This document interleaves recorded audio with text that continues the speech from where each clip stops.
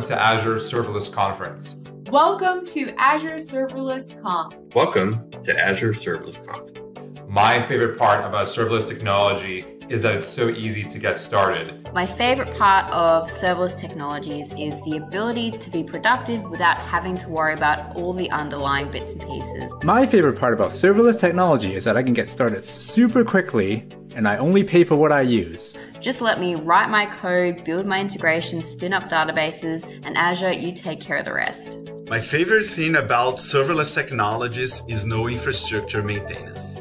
You don't have to think about compute or storage. You just get started and start building your apps. I am looking forward to connecting and engaging with our community and all of the viewers that join us today. I'm looking forward to hearing from people all around the globe about what they're doing with serverless and seeing what I can learn and make my applications even better.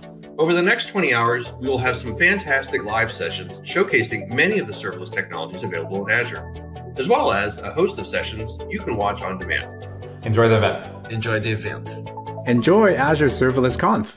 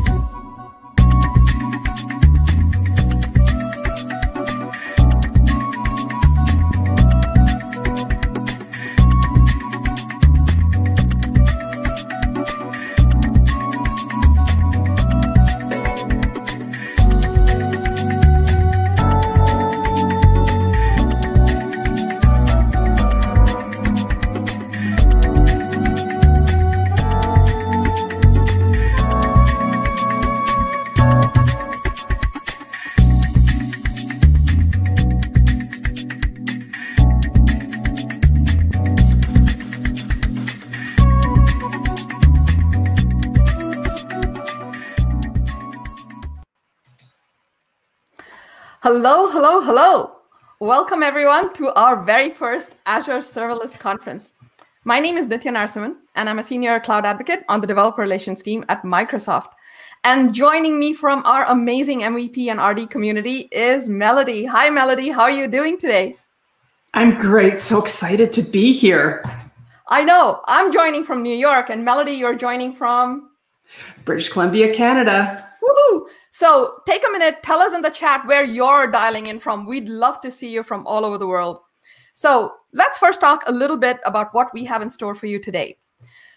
Azure Serverless Conference was actually organized as a stage for the Azure developer communities, for both the community and industry experts to share what they've been doing with serverless in their applications. So we're going to talk about things like Azure Functions, Cosmos DB, Azure SQL, even got a battle royale between Logic Apps and Power Automate. Over the next 20 hours, you're going to see and hear from community members all around the globe. They've built amazing services. But first, how are we going to start this off, Melody? Well, the Azure Serverless Conference is 3 hours. I'm so excited. 3 hours of live streaming, as well as an entire track of on-demand sessions. They're available now at aka.ms Azure Serverless Conf. I'll pop that into the chat for you to make it a little easier to find. Each of the 3 live streams will have its own unique content delivered by members of our Azure community. Such a great community that we have. If you miss any of these live stream sessions, no worries. All the sessions will be available on demand shortly after each session concludes. Each of the live sessions will have live Q&A with each of the speakers. If you'd like to ask questions, we'll be sure to join the live stream on Learn TV and submit questions in the chat. So what do we have going on today, Nydia? Wow, where do I even start? I'm going to let you talk about the keynote, but I think we have a number of speakers. We're going to have talks on media processing workflows, a battle royale, as I mentioned, between Logic Apps and Power Automate. We're going to have an amazing session on how you can use serverless gaming, large-scale gaming. We have people talking about Cosmos DB and Azure SQL usage, and a lot more. But we're kicking this off with an amazing keynote, if I'm not mistaken, right? Yeah, thanks for that great overview. I'm so excited. There's so much great things going on today, and I'm super excited about the first session of the day, the keynote, how the .NET community team uses serverless to automate all things. With John Galloway and James Montenegro, let's take a watch.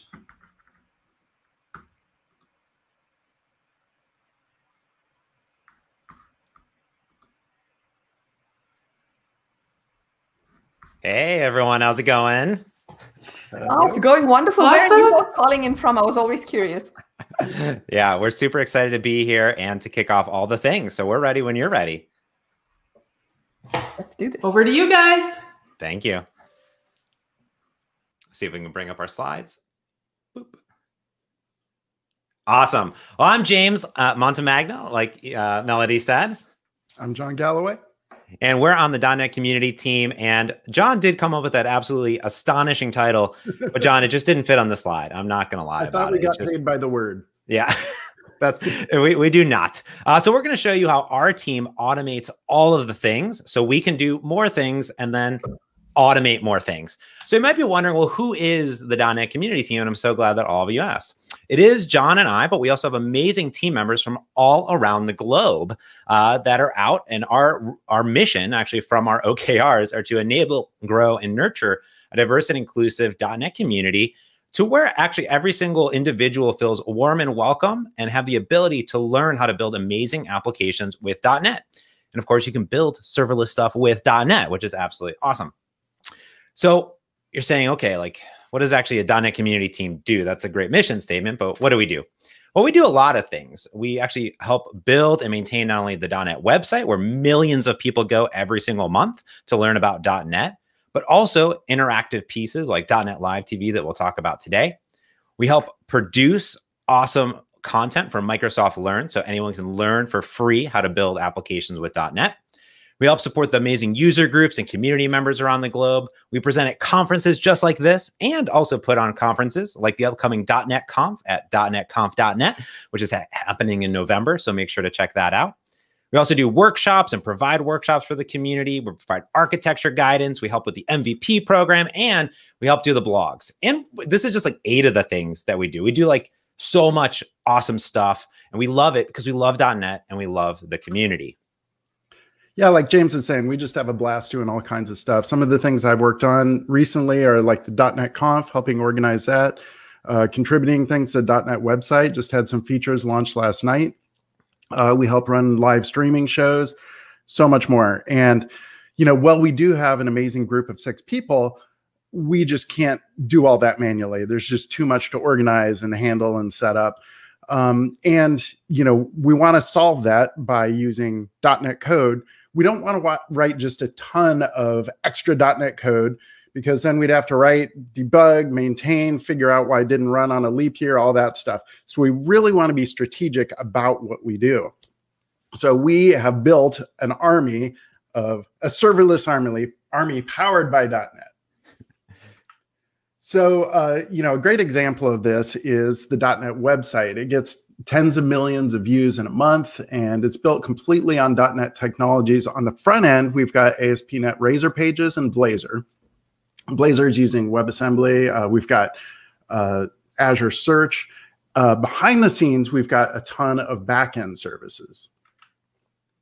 And one of the newest community projects we've launched is .NET Live TV. You can think of it as just like live news for .NET developers. It's got live streams and events, things going on all the time, and it's live chats with us and with the programming and engineering teams. Yeah, and it has like a really interesting backstory too. It does, yeah. So this started way back when .NET Core was first launching, like 2014, 2015 timeframe. And we started just doing these Google Hangouts calls. It was Scott Hanselman, Damian Edwards, and myself.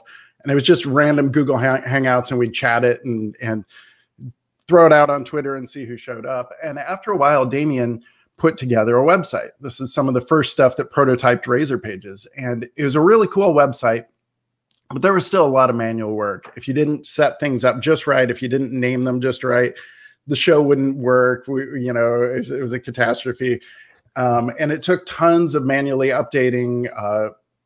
And also, it was very, very specific to ASP.NET Community Stand-Up. It was one show. Yeah, and before I was John's manager, I was super jealous of everything that John was doing with the ASP.NET Community Stand-Up. I worked on the Xamarin team, and I basically just wanted to copy everything that John was doing. I was like, this is amazing. And I actually set up a call with John, and I said, I want to steal all your code and do all the things. And then we said, hey, you know what? Like, why don't we just do this, but for everything, right? Because .NET truly is your platform to build anything, not just web apps, not just mobile applications, but truly anything. So we went off and we talked to all the PMs and engineers, and we said, why don't we set up community stand-ups for all of the shows? Granted, we didn't have the infrastructure, any really know how to build this thing, but like we could do it. I mean, I've never built a website, but John has. So we could totally build this, right? So funnily enough, we got on Twitch and we started live streaming for about 6 weeks, just one day a week. And we built an entire .NET Community Stand-Up, completely open source web page. It pulled from a single YouTube playlist as the source of truth. It had a countdown timer, and it parsed all the show information into different categories and all this stuff. We're feeling real good. We had people in the studio in Channel 9, and we're just like, wow, this is awesome. And then COVID hit.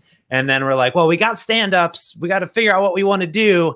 And all of a sudden, all of the team members from other teams said, we love what you're doing, but we want our own shows. We want to do more shows. We want to engage with the community more. So we said, let's just go crazy with this thing, not just have a .NET Community Stand-Up with a bunch of different shows. Let's build .NET Live TV that at this point has 8 different shows, and we're streaming 10 times a week on the .NET YouTube, Twitch, and Learn TV. So we said, well, how are we going to build this thing, right? I haven't built a real production application in a while. So let's go into the requirements mode. Well, what do we need this thing to do? Well, we actually need to normalize the data into a single API. YouTube is one source of data where we schedule shows, but we also schedule shows on Twitch and on Learn TV and other places, and want to highlight other community members. So let's sort of be able to update that schedule from not only YouTube, but also blob storage. We want upcoming shows and completed shows. We want a live show view, kind of, so we know if something is streaming right now so we can display information. We, of course, need to easily be able to scale this thing. What if right now we have 10 shows, but we have 20 shows next week? Everyone wants to start live streaming. We want to be able to add those things easily. And, of course, we want to get metrics. So we want to see how our shows are doing, how many comments, how the engagement is going, and, of course, generate those sweet, sweet reports for all of our bosses. Yeah, so the first part is to create a backend for this website. So what it does, it's an Azure function. It's running with with .NET, and it's pinging against some backend data sources. It's got a YouTube API, and it's also got JSON files. And the YouTube API rate limits us. So by setting this up in a function, we're able to kind of consolidate that and minimize our calls over to that. And then that shares that information over to Azure Search. Azure Search is already being used by the .NET website, so this was a really easy integration to do there. Then when we want to surface this on the website, we needed kind of a backend API. And fortunately, that was really easy to set up with that backend infrastructure. So we've got a Blazor WebAssembly front end, and then it calls into a REST API powered by Azure Functions with .NET. And then that calls into the Azure Search and gets us a JSON blob of data. What's really cool with that is the front end has to do almost no work. It just gets this pre-digested, perfectly set up information and just displays it. So no matter how much traffic the front end gets, it really scales well. And once we've got that information, it lights up all this cool stuff on the front end. So we've got one API endpoint that tells us when there's a live show, and it'll automatically flash at the top of the website. And then once you're there, we want you to see our other shows. And so this lights up. Again, we've got this thing that says, here's all our different shows you can see. And then we want to make it easy to find our upcoming and recently completed shows. And so that's all right there as well. Yeah, it's really cool that, we started with one function, but it scales out that we create like 10 different functions that all do different little pieces of functionality, both publicly available and some admin functionality too. And then on top of that, right, we have the website. And then the important part is to get all the analytics and all that data. So the analytics is actually really interesting because, we're streaming to a bunch of different places, which means we need to integrate into all of the different data sources. So we actually use Power Automate here. And there is a battle royale later, and we use both Power Automate and Logic Apps, which is fun based on the purpose. But we have Power Automation that is scheduled basically every night. And what it does is it pings a bunch of different services and normalizes the data. So the first thing it does, we have yet another Azure function powered by C# and .NET that calls into the YouTube API. And what that will do is get all of the on-demand views and all the chats and all the likes and all the comments, and it shoves that into a Cosmos DB database, normalizing the data. So updates, deletes, and reads and all this stuff. We also have some Excel spreadsheets for live, information that's coming in on the shows. So it's just like another piece of data source because everybody loves Excel. So we have some data there, and it normalizes that data into the Cosmos.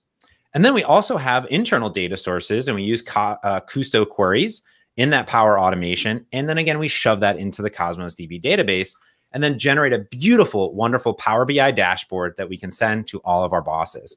And this is actually what it looks like. This is one of ours. As you can see, I'm a Power BI expert. And as I shake my head, no, you can't see me. Thanks, Lamont, for hiding my face. I can't do it. There you go, shaking my head. I'm not. But, to me, I was able to take all that data, generate it all here, and see how our shows are doing over time.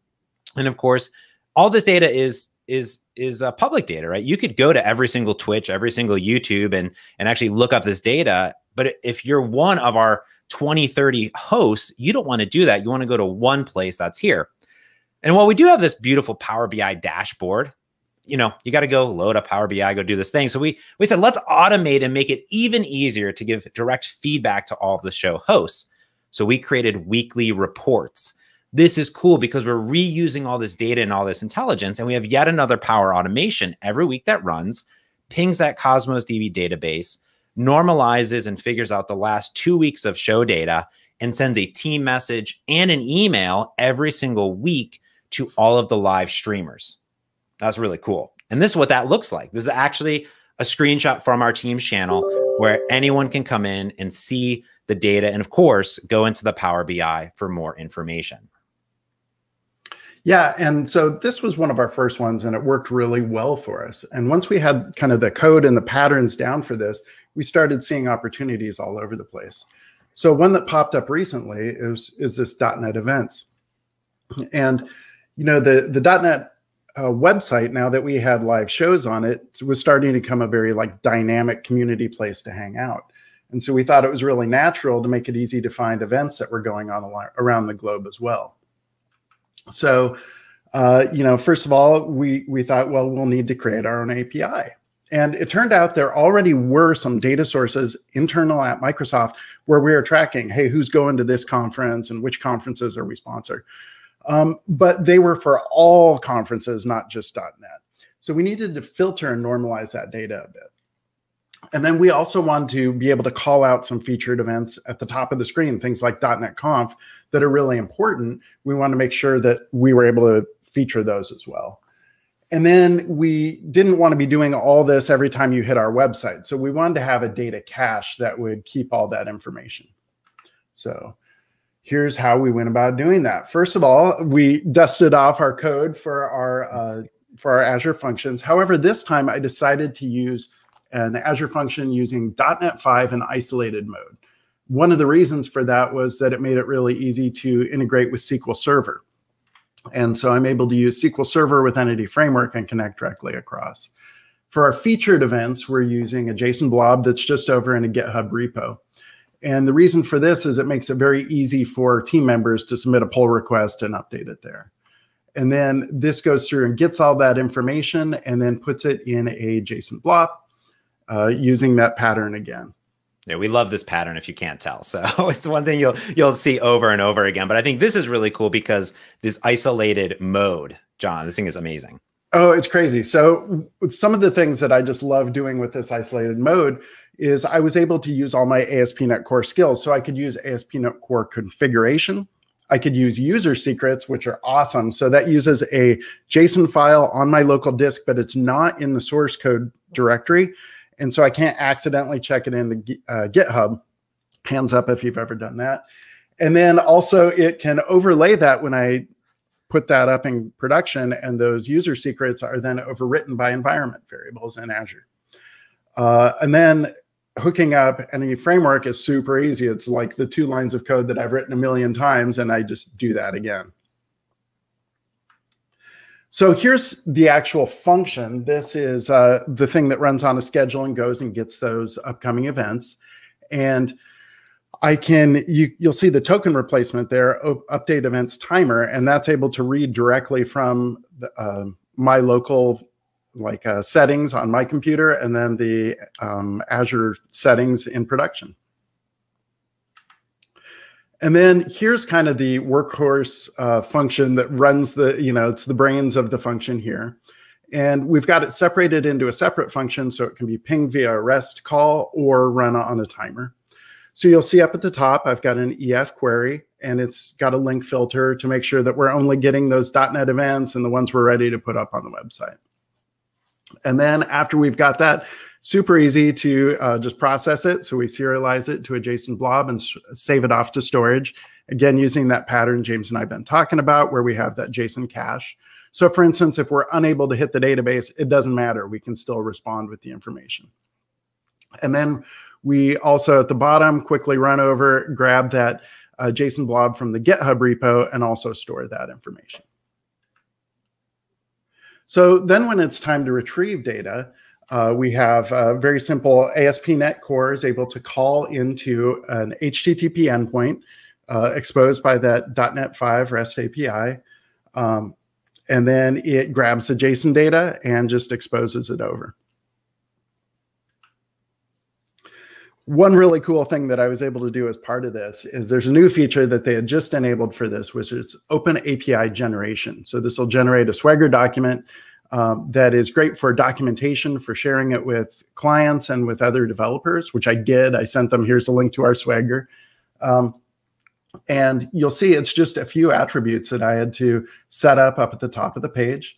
And it automatically, like I tell it, this is the body type, and it's able to generate the Swagger from that. And a really cool also thing that I get out of this is a Swagger page. So it actually generates this documentation. Like I said, I was able to send it over to a team and say, this is the API we need to support. And these Swagger pages also, when you click on a specific function, it will show you all the different things, and you can actually click on links to try it out and test it.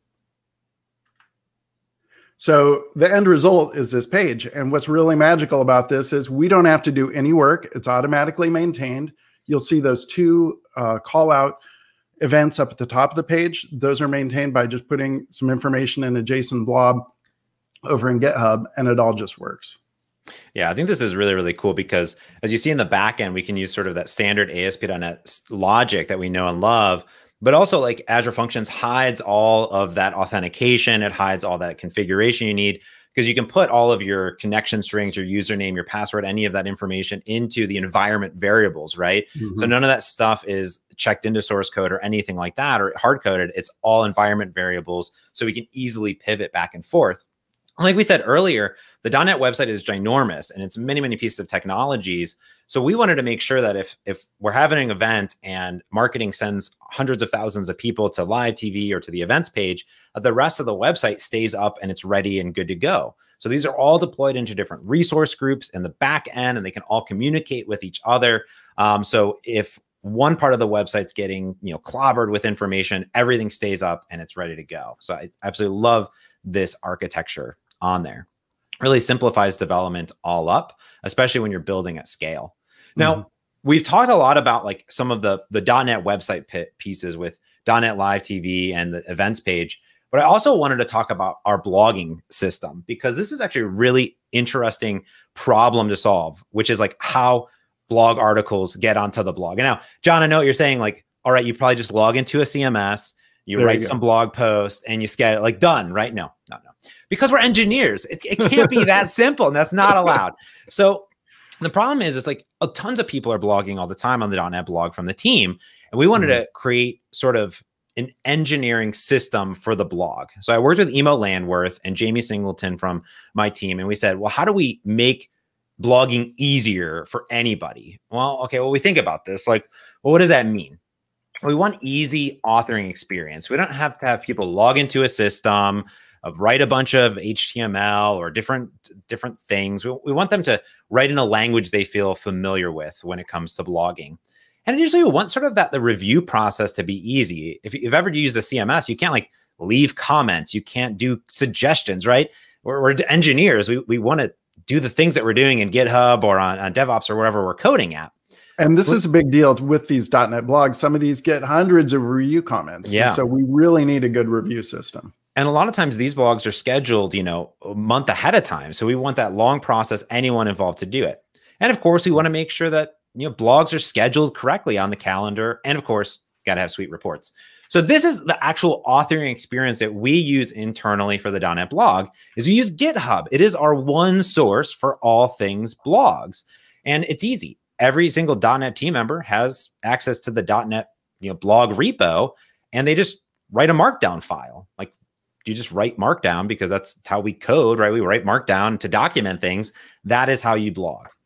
And then you make a pull request, and that's it. You make a pull request and the review process starts. There's a bunch of automation there with actually GitHub Actions runs a bunch of .NET code, and that actually validates all the blog entries. And I'll show some of that code here in a second. And then when the blog is validated and ready to go, it actually hits a logic app and sends it information to start the scheduling process. What's really cool is that Emo actually wrote a .NET command line tool that can run anywhere to help streamline this process. So anyone goes in, they clone the repo, and they just say new post, which runs a .NET service and then script, and you just enter information. What's the name of the post? What do you want the slug to be? When's the publication date? And select your categories, and it scaffolds it out for you. Then you just write the blog post. And here's actually Stephen Tobe's amazing blog post on .NET 6 performance improvements. And it's Markdown, right? You just write Markdown, you do the thing, and he created a pull request with it. And you can see there's 119 conversation pieces on this single blog post, because it's ginormous. It's amazing. If you haven't read it, it's absolutely astonishing. And when that PR starts and when it's merged, there's this validation flow that happens. So we have a planner workflow that happens that calls the logic app, and a validator. And that validator is just a big .NET script that gets run in GitHub Actions. It's all automated, right? Which is really cool. So there's about 24 different rules that get automatically validated. Like, are images accessible? Are they the right size? Making sure that any language specific URLs aren't in there. So if you're in Spain, it goes to the correct URL on documentation for you. So it's really nice. And it's all automated. Emo wrote that. He's amazing. And then once it's validated, it kicks off this logic app. And this logic app is in charge of putting things on our planner, which is like a Kanban board, but it has calendar integration too. And there's a lot of things that happen here when this logic app kicks off, because it needs to figure out and connect the GitHub pull request to a planner ID. It needs to make that connection.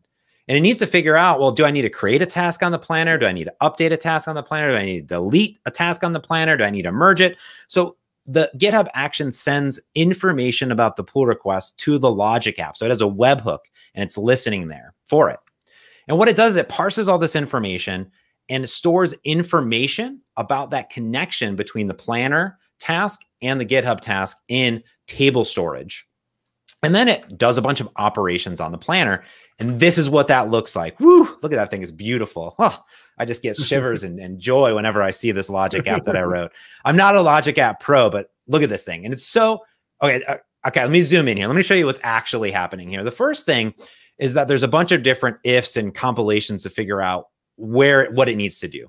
So one of the things that may need to happen is a pull request may have been closed and not merged. And it goes down and it figures that out based on information passed in and if there's anything in table storage already. And if so, it deletes the tasks on the planner board and deletes the entry in table storage. Another possibility is that the thing has been merged and it's ready to go and it already exists. So move that planner ticket over to another bucket and then assign a task, that task to individuals to schedule it inside of our CMS. Other things is it could have just been an update. Maybe they changed the due date, maybe the title, that just updates it automatically. Else, if it's brand new, it will go through, create the task, add details, and then update the table storage automatically. So it creates this beautiful flow for what it's doing. And this is what it looks like. So here in the example of Steven's post, we see that a new entry has been added at the top of this blog draft in process. When it's merged, or if it's just been updated, it'll update these dates. But once it's merged, it moves it over to SEO review and it'll attach it to other individuals that need to review it. And then, of course, there's also this nice planner board so we can schedule out our blog posts automatically, which is really, really nice. Now, once the blog is up and running and good to go, we need reports. And there's a whole bunch of really cool things that happen here. Whenever a blog post is posted and that ticket is closed on the planner, that kicks off a Power Automation hook that then updates our internal DevOps board for tracking. And we also sort of use the DevOps as sort of a database in a way, because every night we have a Power Automation that runs off, calls into our Kusto service to get information about blog views, updates that ticket automatically on DevOps. And then we have another one that every week kicks off, another Power Automation, calls into a query into the Azure DevOps board and generates a Teams message and an email. And this is what that looks like. Again, very similar to our live stream stuff. And we see all the different blog posts they can click on and see their views, but I've hid them here because that's internal information. So we're there. And these are just 3 examples of things that we've automated that you get to, kind of see every single day on the .NET website and enjoy on the blog. But we automate all the things because we're ridiculous and we love it.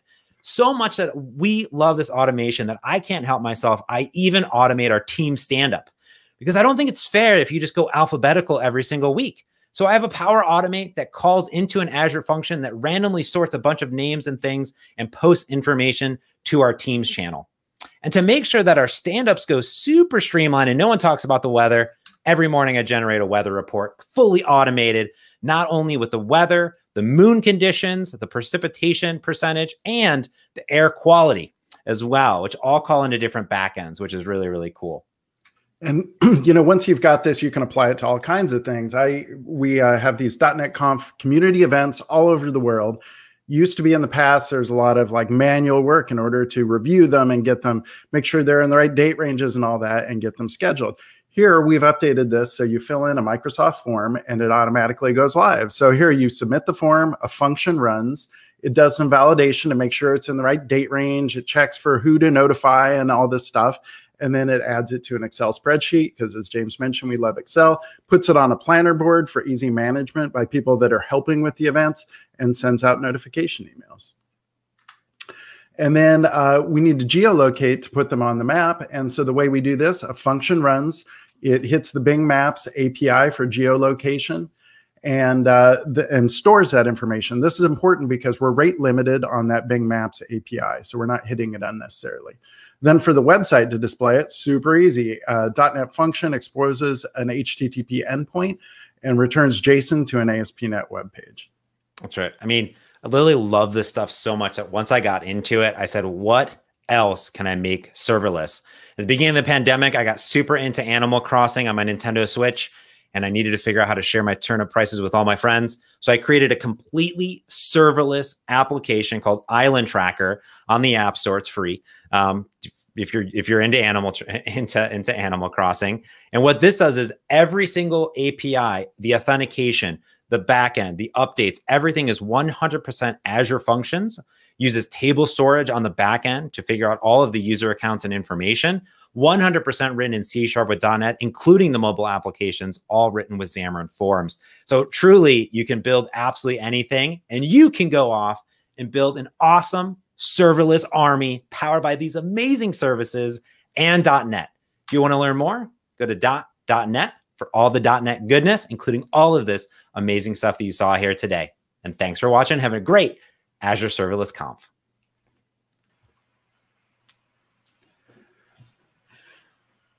That was fabulous, guys. That was so exciting. It's a lot of fun. Yeah. I was actually really did I automate think everything. We had there was a lot of engagement. We had a couple of questions, and I think we have time to take one. So one of the questions was, for real-time API calls, are you using Azure Functions? What about cold starts? Yes. And using premium plans, maybe. Yeah, it's a great question. You know, for the most part, it's not really a problem, partly because we also cache our services on the front end. So we allow enough time. But usually these functions are so lightweight, they're doing so little work because they're using this kind of pre-built JSON blob, system that they can return that information very quickly. So, but because the website or the consumer is caching that information and we've got long enough timeouts, it hasn't been a problem. I think if we have time, there was one other question which says, do you have a documentation blog instructing you how to use Service Principal to access block storage? I think that's something you might be able to even answer on the chat. That's a long answer. Yeah.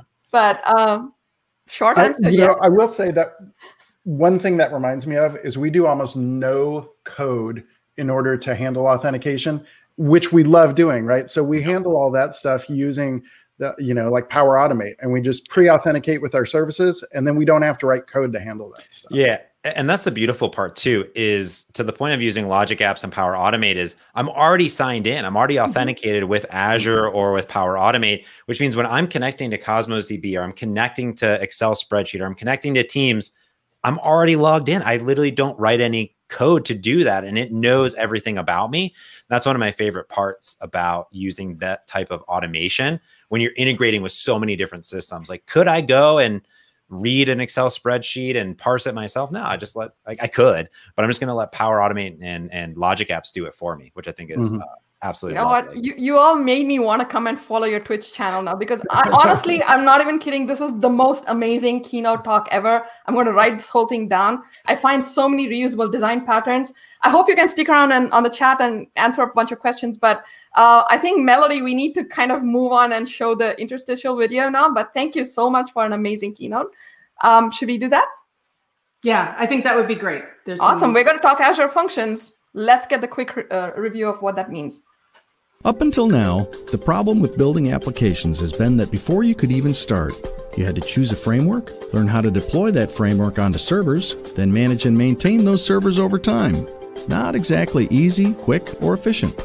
Thankfully now there's Azure Functions, the easy way to build the applications you need using simple serverless functions that scale automatically to meet demand. No worrying about infrastructure or provisioning servers. Whether you're new to development or a seasoned pro, within a few minutes, Azure Functions helps you create applications that accept HTTP requests for a website, processes product orders via queue messages, react to data flowing from devices like an IoT hub, or just run simple scheduled tasks. And since Azure Functions scales automatically, all you need to do is write your function logic. Azure Functions handles the rest. What's more, you only pay for what you use. With Azure Functions, you'll write less code, manage less infrastructure, and have a lot less upfront costs. See for yourself at functions.azure.com and try it, free. You'll see that making applications has never been easier with Azure Functions.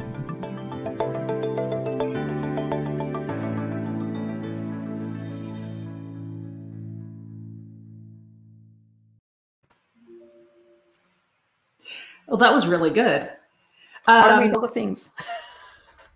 Yeah, I know. Between that keynote of automation and then now with the Azure Functions, I really think we're ready to move on to the next segment of media processing workflow with Azure Serverless with Braden and Jason. Are you guys ready? Yeah, absolutely. Yep. All right. Well, we'll get started. Hi, my name is Braden Riggs. I'm part of the developer relations team here at Dolby.io. And Nancy, I lead that team. Yeah, Jason is being really modest. He's been a mentor and has really helped me through this project from the beginning, and he's kind of here to help answer questions while I present. So before we get started, if anybody does have some questions, please post them in the chat as we go along with what your use case is, and when we get to the end, or maybe a little bit during the presentation, we can chat about them. So before we dive into serverless media workflows, let's quickly speak about what Dolby.io is. So Dolby.io is a self-service platform that provides a number of APIs that allow developers to build communications, media, and streaming solutions for things like podcasting and telehealth. The APIs come in two flavors: are communications APIs, which focus on real-time streaming and communication technology. So think like building your own live streaming platform. And our media processing technology, which offers solutions such as music mastering, audio analysis, or audio corrections and enhancement. Dolby.io is really just taking the signal processing technology that Dolby itself has been using in cinemas and music studios and packing it up in a way that allows developers to deliver it in their products. So why are we Dolby.io here, and why are we talking about serverless technology? As I mentioned, the Dolby.io team have been developing a series of media processing APIs, some of which can be used for data generation tasks, for things like speaker diarization, number of talkers, quality scoring by talker, and things like that. I've been working on this project where I take these large collections of sports podcast recordings, and I use these generation tools to create sets of data, which can generate insight into the macro trends relating to podcast creation. So we take these podcasts, analyze them with our media tools, and aggregate the results into data sets that we can use to explore these trends in podcast production. Now, this project started locally, but as I'm sure you can guess, the storage and processing requirements quickly ballooned to a size that was just no longer appropriate for local development. Additionally, our APIs generate insights specifically from the signals in the audio, and hence we don't create transcriptions of the spoken words. For this project, I was interested in also exploring the relationships between spoken words and sports podcasts, and hence I wanted to create transcriptions of the audio data. And as this project grew in scope, I began looking at cloud environments where I could scale up this project to align with my goals. And this is what got me started with Azure Serverless and developing media processing workflows. So to get a little bit more specific, what were my goals for this workflow and what did I need to do? Well, first, the workflow needed to have a filter of some sort to distinguish quality audio from poor audio. And this is because in sports podcasts, especially in the sports podcasting space, these things can vary wildly in quality, especially when shows have several guest speakers, each calling in from a phone or using microphones of varying quality. It doesn't make a ton of sense to transcribe low quality audio, as the results will likely be inconsistent and noisy. So the first requirement for my media workflow was to create a filter that can ensure we were putting transcription to good use. Media designated to be quality would be transcribed and added to our data set. Secondly, we want to keep the low quality audio and clean it up using some noise reduction tools. This is so we can take the designated low quality audio and manually explore some options to trim out the bad sections or review it for quality checks. Third and finally, I want this whole process to take place on the cloud in a ditch effort to save my poor computer from having to store all of this media and process the output transcriptions. Now, of course, I'm here today because we were able to accomplish this whole process leveraging the power of Azure serverless technology. In fact, as we're going to show, we didn't need to set up like a virtual machine. We were able to create this tool that can do either one job a month or scale to handle thousands of jobs a day without us really having to change anything at all, and at a really reasonable price. So before I talk about what the serverless process looks like, let's discuss a few of the individual tools that we use to help accomplish these tasks we outlined. So to solve the first challenge, we can leverage a Dolby.io API called Diagnose. Our Diagnose API is a tool that can perform lightweight analysis on media for a quick evaluation of the quality of the audio, along with other metrics and metadata. This allows us to route media through the Dolby.io servers to return a quality score for the audio, which we can then use to filter the media into a transcription group and like a correction group. So what does implementing a tool like this look like? Well, in Python, using the Dolby.io Diagnose REST API, it's pretty easy. We start by formatting a header with our Dolby.io Media API key, which you get when you make an account. And we also include the URL that directs the request to the appropriate Dolby.io server. In this case, our Diagnose server. Next, we format a body. And for this stage, we provide a URL that points to the location of our media that we want to diagnose. So in this case, that URL is our pre-signed URL for our Azure media storage. Finally, we post this request. If everything's formatted correctly, you receive a job ID. And after waiting a few seconds to a few minutes, depending on the size of the media, we can use this job ID to get returned results relating to specific audio problems, such as speech, sibilance, and silent channels, as well as a quality score, which is pictured on screen, that we can use in our workflow to decide whether we want to proceed with a transcription. Now, the audio score is on a scale of 1 to 10, where 1 is poor audio recorded on a low quality mic, and 10 is excellent audio quality, likely professionally produced. So in this example, 6 is pretty average, not good, but average. However, if we're spending the computational power to transcribe audio, we want to be accurate, and hence we don't want to transcribe anything with a quality less than 7. So it's worth noting that there's nothing special about this threshold of 7. It's just that in our testing, that seemed to work best for transcribing sports podcasts.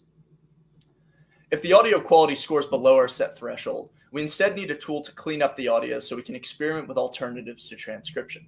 The Dolby.io Enhance API is excellent for this task, as it automatically reduces noise, levels speech, and corrects loudness, among other things. So much like the Diagnose API, the Enhance API is formatted in a similar way. In this case, we create a body, and the body includes an input and an out location. This is because Enhance outputs an enhanced file, as opposed to Diagnose, which just returns some data relating to media. So in this case, both the input and the output URLs are pre-signed Azure Blob Storage URLs.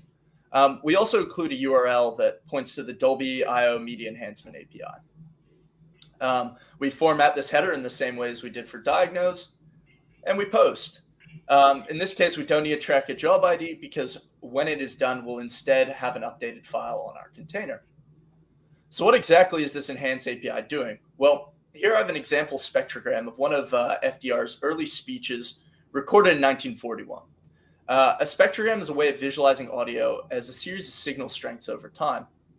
Now, if we take note of this particular segment here, and let me zoom in on it so it's a bit easier to see, we can see that in the enhanced audio, the spikes of signal are more distinct from the background.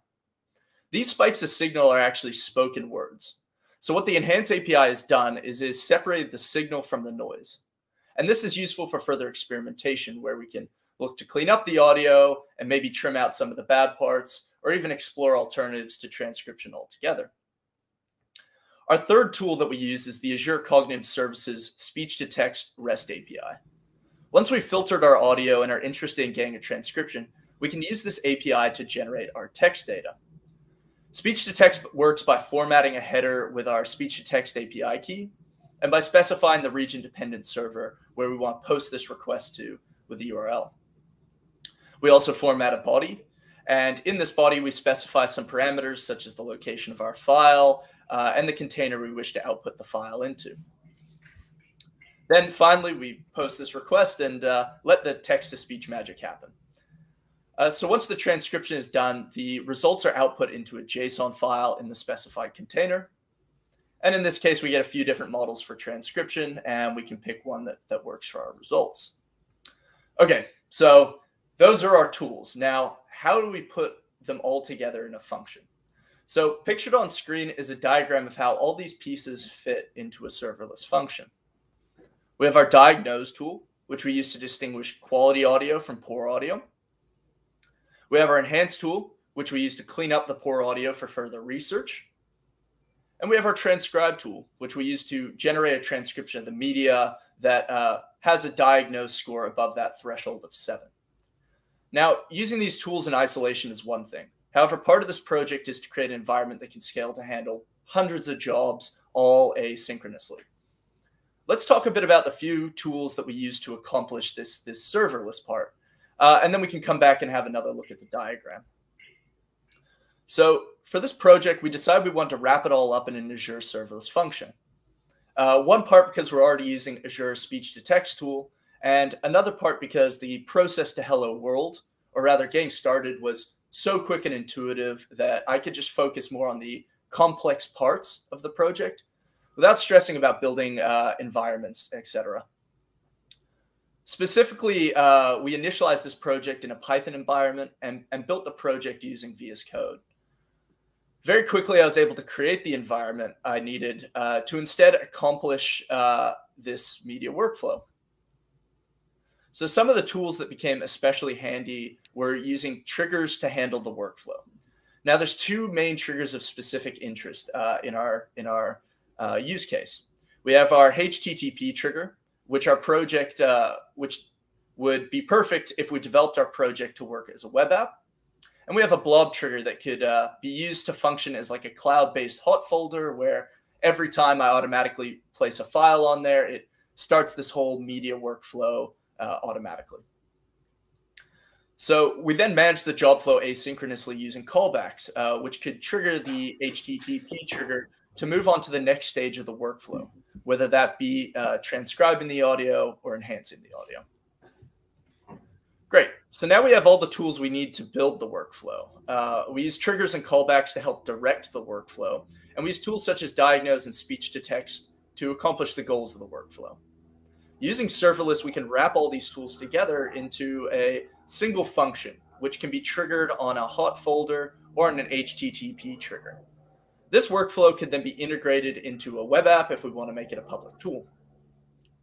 So you can see on screen we have our app in the bottom left corner. This app either triggers an HTTP request or uploads a file to an Azure hot folder. This event then triggers the serverless function, which begins the workflow by diagnosing the audio. As the diagnose completes, it triggers a callback, which brings us back around to the media workflow function. Using the diagnose audio quality score with the workflow function, it can either decide to enhance the low quality audio, which again triggers a callback on completion and signals that the job is done, or it will trigger the audio with the speech-to-text tool, which will then provide a notification of job completion upon transcription. All of this together constitutes the workflow, which can run asynchronously depending on how many files we want to pass through the workflow. So to recap, what does the serverless function accomplish? Well, for one, it provides a viable filter to help ensure we're getting the most bang for buck for our transcriptions. Two, it provides a path for our low-quality audio to be cleaned. And we can review this low-quality audio later with our audio engineers to see if there's a solution. And three, the whole media workflow is entirely serverless and asynchronous, meaning that we can run several jobs at once without having to worry about anything overlapping or interfering. So I'd say mission accomplished.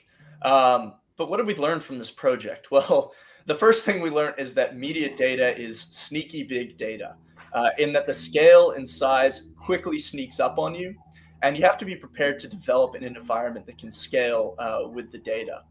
Two, we learned that callbacks and webhooks are critical to asynchronous processing, especially when you're working with REST APIs. By using webhooks, we don't have to leave our functions tied up in jobs when that stage of the job is being handled elsewhere. This also allows us to run multiple jobs asynchronously, letting the Azure serverless adjust resources accordingly.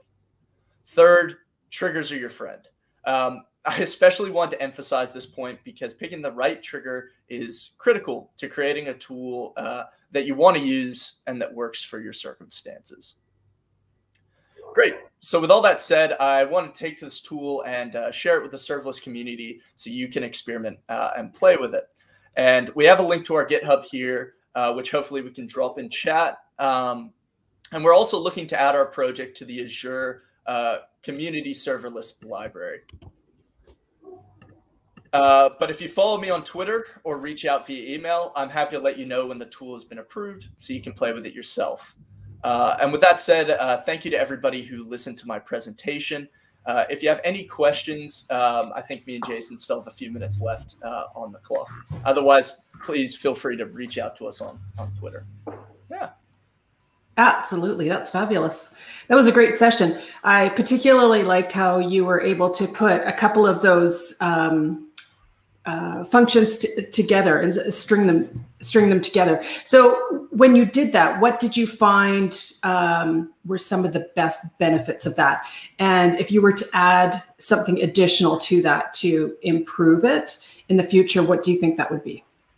Yeah, well, for the most part, our process is really bare bones right now. Like we're just taking this file, we're, filtering it into a transcription group and then into a repair group. And I think the biggest benefit of doing that on serverless, right, is this idea of scaling up. And especially with a project like this, where, we are handling like anywhere from maybe just a couple of podcasts to thousands of podcasts. It's just so nice to not really have to worry about hardware limitations or building these environments. Instead, we can just run it and have it scale accordingly on Azure's side. Now, if we want to build this out even more, I definitely would love to take the workflow and make it a little bit more advanced, implement things like transcoding tools so that we can handle multiple file formats, and also include some sort of apparatus that can then take our transcribed files and maybe put it onto a SQL database so that we can help have a really nice aggregated set of all of our data from the stuff that we're generating with our own APIs in terms of number of talkers to all the transcription stuff that we're able to get from using the Cognitive Services API. That makes sense.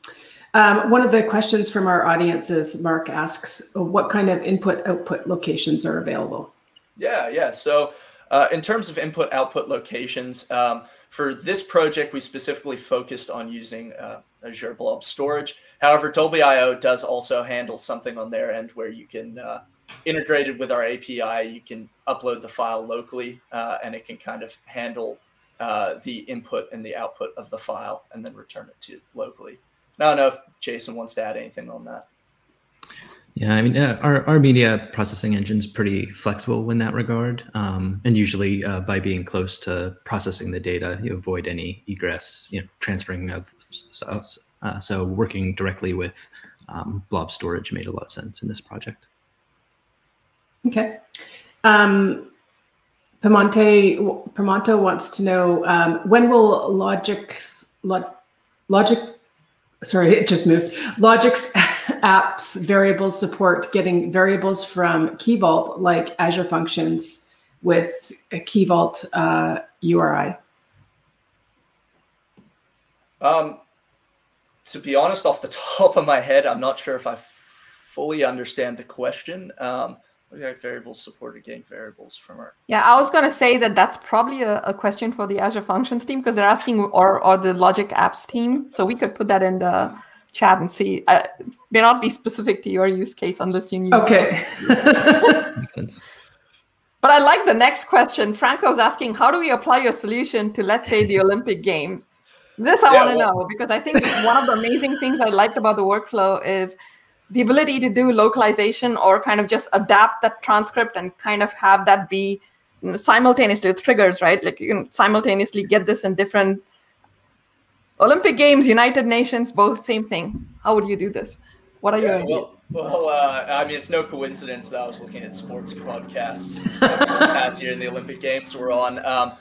So assuming that you had either the recordings of the Olympic Games now that they're done, or some way of collecting them live, our tool that we've posted pretty much just can handle it as like a hot folder. So you drop it onto the Azure, into a particular Azure container, which you can set up yourself, and it can then just automatically take it through the whole workflow. You can set a threshold for, either generating a transcription or not generating a transcription. And it works. It works pretty seamlessly. You can even have a continuous stream in there if you mess around with it a little bit. Yeah, and I think that's one of the reasons contributing it to the community library lets people have access to it for customization, right? Because it's really about orchestrating a bunch of these functions to perform some sort of outcome. And with the pace of content being created, there's a high demand, whether it's Olympics or anything, right? And also being able to turn the content around very quickly. There's lots of use cases for this type of workflow. I don't know if there are any other questions, but I'll ask one if time permits, which is, can you do real time? So the use case that immediately came to mind is being able to recognize, bad words, things like that, and kind of bleep them out in the 5-second interval or whatever. But I see this as a great way to support community things so that you're removing harassment, you're removing that kind of stuff out of these streams. So is it possible to use these APIs in real time to do something like that? If Jason wants to take that question. Yeah, sure. So the demonstration here, these are file-based media processing approach. So it's not providing the real-time filter, but some of our communications APIs and things are more geared toward real-time use cases. Mm-hmm. Yeah, so this specific example here is like media post-processing in terms of like you already have the media, then you can send it through. Would love to have the opportunity to expand the functionality to something maybe a little bit more real time, because I agree. I think that's a really interesting use case. And that's one of the great things about making this community available too. So that's something that as a community, it can be expanded that way too. So I think apparently I don't know if you can hang out and go to the chat and answer more questions. There are a few questions about throttling, tips and tricks to avoid problems with throttling, or have you encountered bottlenecks with throttling? A lot of interest in that. If you want to kind of give a quick response, but we'd love to have you hop on a chat and answer that too, if that's possible. Yeah, absolutely. If you don't mind dropping a link to where the live chat is, I'd love to take a look, because a lot of these questions, I really would like the opportunity as well to follow up and maybe give a more detailed response, so I'm not using up everybody's time here. Sounds good. I think we should probably be kind of talking about our next session now, right, Melody? Yeah, I think it's time. I'm super excited for this one because we've heard so much great stuff about serverless and functions. And now we're going to have Davide Mauri come and give us the serverless full stack kickstart. And I'm really excited to hear more about this. Davide. Hello. Hi, everyone. Hello, thanks a lot hello. for having me. Very nice to see you here. Yep. We'll let you take the stage and look forward to your talk. Yeah, sure. Let's go. Okay, cool. Let me share my screen and let's get started with the kickstart. So I love the keynote because it promised like a very easy, startup time. So that's exactly what I want to show you, how to create a full stack application using Azure Function and also static web apps. So let's get started. How it is, and so that's exactly the goal of the session. Create a web client. Well, I will not be writing HTML. I will be using already one available with HTML and Vue. That will be our front end, and then for the back end, we will be using Azure Static Web Apps plus Azure Function, since they are so good together. We will be using .NET Core as a language, but we could have used Node or Python or any other language that we like. And we are going to use Azure SQL, specifically the serverless version, to be completely serverless. And that's what we are going to do. Basically, take the To-Do MVC app frontend that I like so much because it shows how you can create a frontend with a lot of different web client or web framework as you wish. I will choose Vue because that's what I'm passionate about. And then that frontend will actually work already by itself, but then we want to save the data somewhere else other than the local storage that where the data is saved in the sample. So for example, we need to have a database and a backend providing some REST API behind the scene that will nicely receive the JSON sent from the front end to the back end so that we can do whatever we need, like store the data somewhere. And that's exactly what we are going to do, right? So use this sample and super nice application. Simple, so also great for who is starting to learn coding or to be in this field, but very complete because it will give you a full end-to-end experience. And this is exactly the architecture of what we are going to do. So the client UI will actually send some JSON to the backend. And as a developer, I would love to be able to send JSON also to my database. And this is exactly what we'll be doing, even with Azure SQL, even if it's a relational database.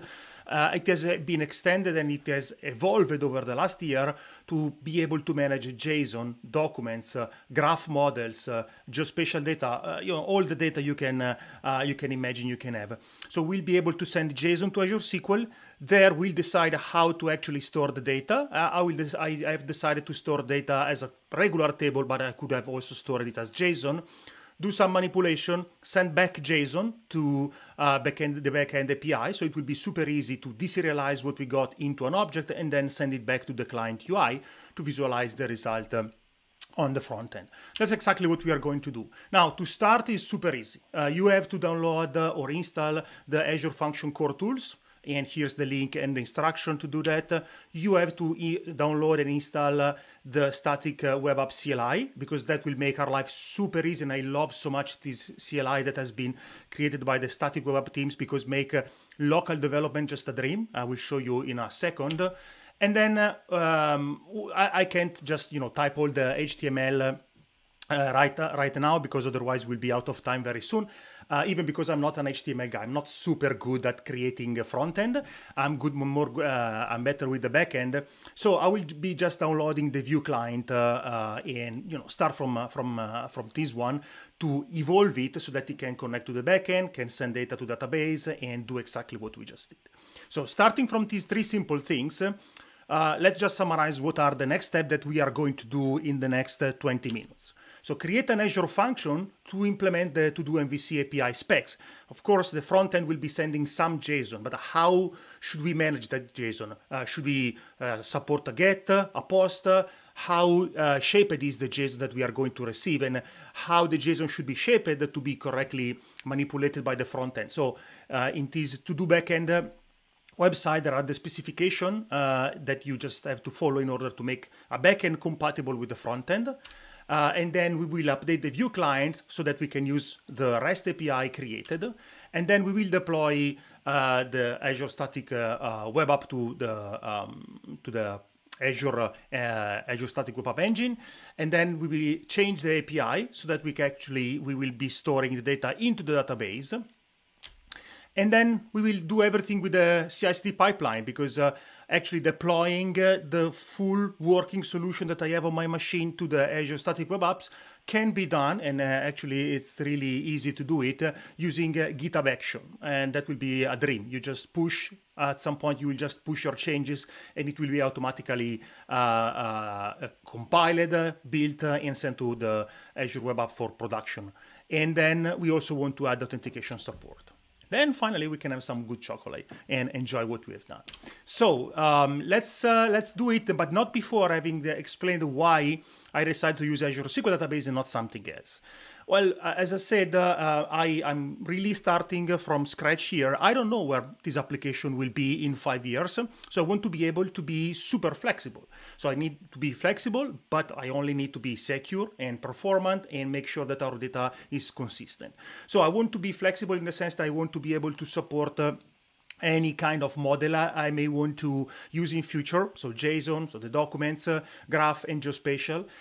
Maybe I need to have super high concurrency. So Azure SQL provides in-memory lock-free table, which are tables that does not take any lock to implement the consistency of transactions. So you can really have, thousands and hundreds of thousands, even million transactions per second on those tables.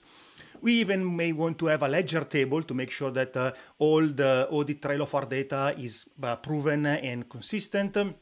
We may want to use the column store to quickly aggregate data and provide reports, for example, or dashboards. We want to encrypt our data, maybe. We want to apply row-level security. So all these features are within a single database, and you can pick and choose them and use them together as you wish. So it makes super easy for me as developer to improve my application over time, taking advantage of any of these features.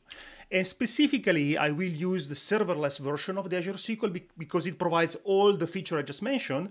But in addition, it will also help me to automatically scale up and down when it detects that there are more workload. It can automatically pause itself when I'm not using it. So when I stop working on it, especially for development purposes, I will not pay a cent for it, and it's billed per second. So exactly in a serverless fashion, I only pay when I use it, and for the second I use it, which is great. So let's do that, and if you want to follow me, everything I'm showing here is already on the repository you can see on the screen. There are 3 branches. The first one is the very basic one, the one I will show you right now, and then the version 2 is with the added ability to send data to the database, and the third one is also with authentication, so you can only see the to-do item that you have created, really completing the end-to-end story of professional, fully working and solution. So here we go. Let's switch to code and build something right now. So first of all, I wanted to show you how easy it is to create the static web app. So I just want to create a directory here. So let's call it Kickstart, and then within the Kickstart, let's create 2 folders. Let's create the client folder where we will store the front end, and then make also the API folder so that it can store the backend code. Let's see what we have. Perfect. Now what I want to do is quickly download in the client API, in the client folder, the HTML that is provided by Vue, the Vue team that already implements basically the to-do list, just using Vue and local storage. But this is exactly what I want to start from, right? So this is what impressed me about the static web app and Azure Function. It's done. So I downloaded something that I want to use as a starting point. All I have to do right now is SWA start. I don't have the API yet. So let's just start the client. Fully working and super rich emulator started. I can just go here, and here you go. I have my application working. And of course, hello again here. So this is my application. It's working very nicely. The only limitation right now, it's everything is stored in the local storage. So local storage means, and let me switch to the V1, which is basically exactly this application. But the local storage means that, let's go here. Local storage view page source. So local storage means that this code here, which will probably you recognize if you are familiar already with Vue, is basically saving the item I created into the storage, in the local storage of the browser, right? But then, as you can see, I have a function for when, for example, here we go. I add a new to-do, I remove a to-do, or I edit one. So what I really have to do is now change this code. So instead of calling the function that use the local storage, it will actually create, call a REST endpoint. And how can I create a REST endpoint? Well, that's super easy. Again, now let's do something kind of super easy right now. So let's go to the API. What I have to do is just initialize the function environment here. And then I want to create a function written in .NET. Here we go.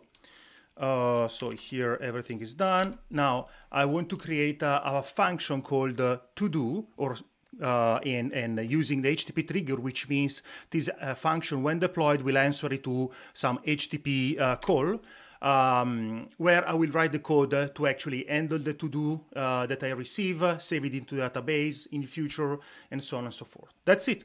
So again, I can go to my folder, now use SWA and add API.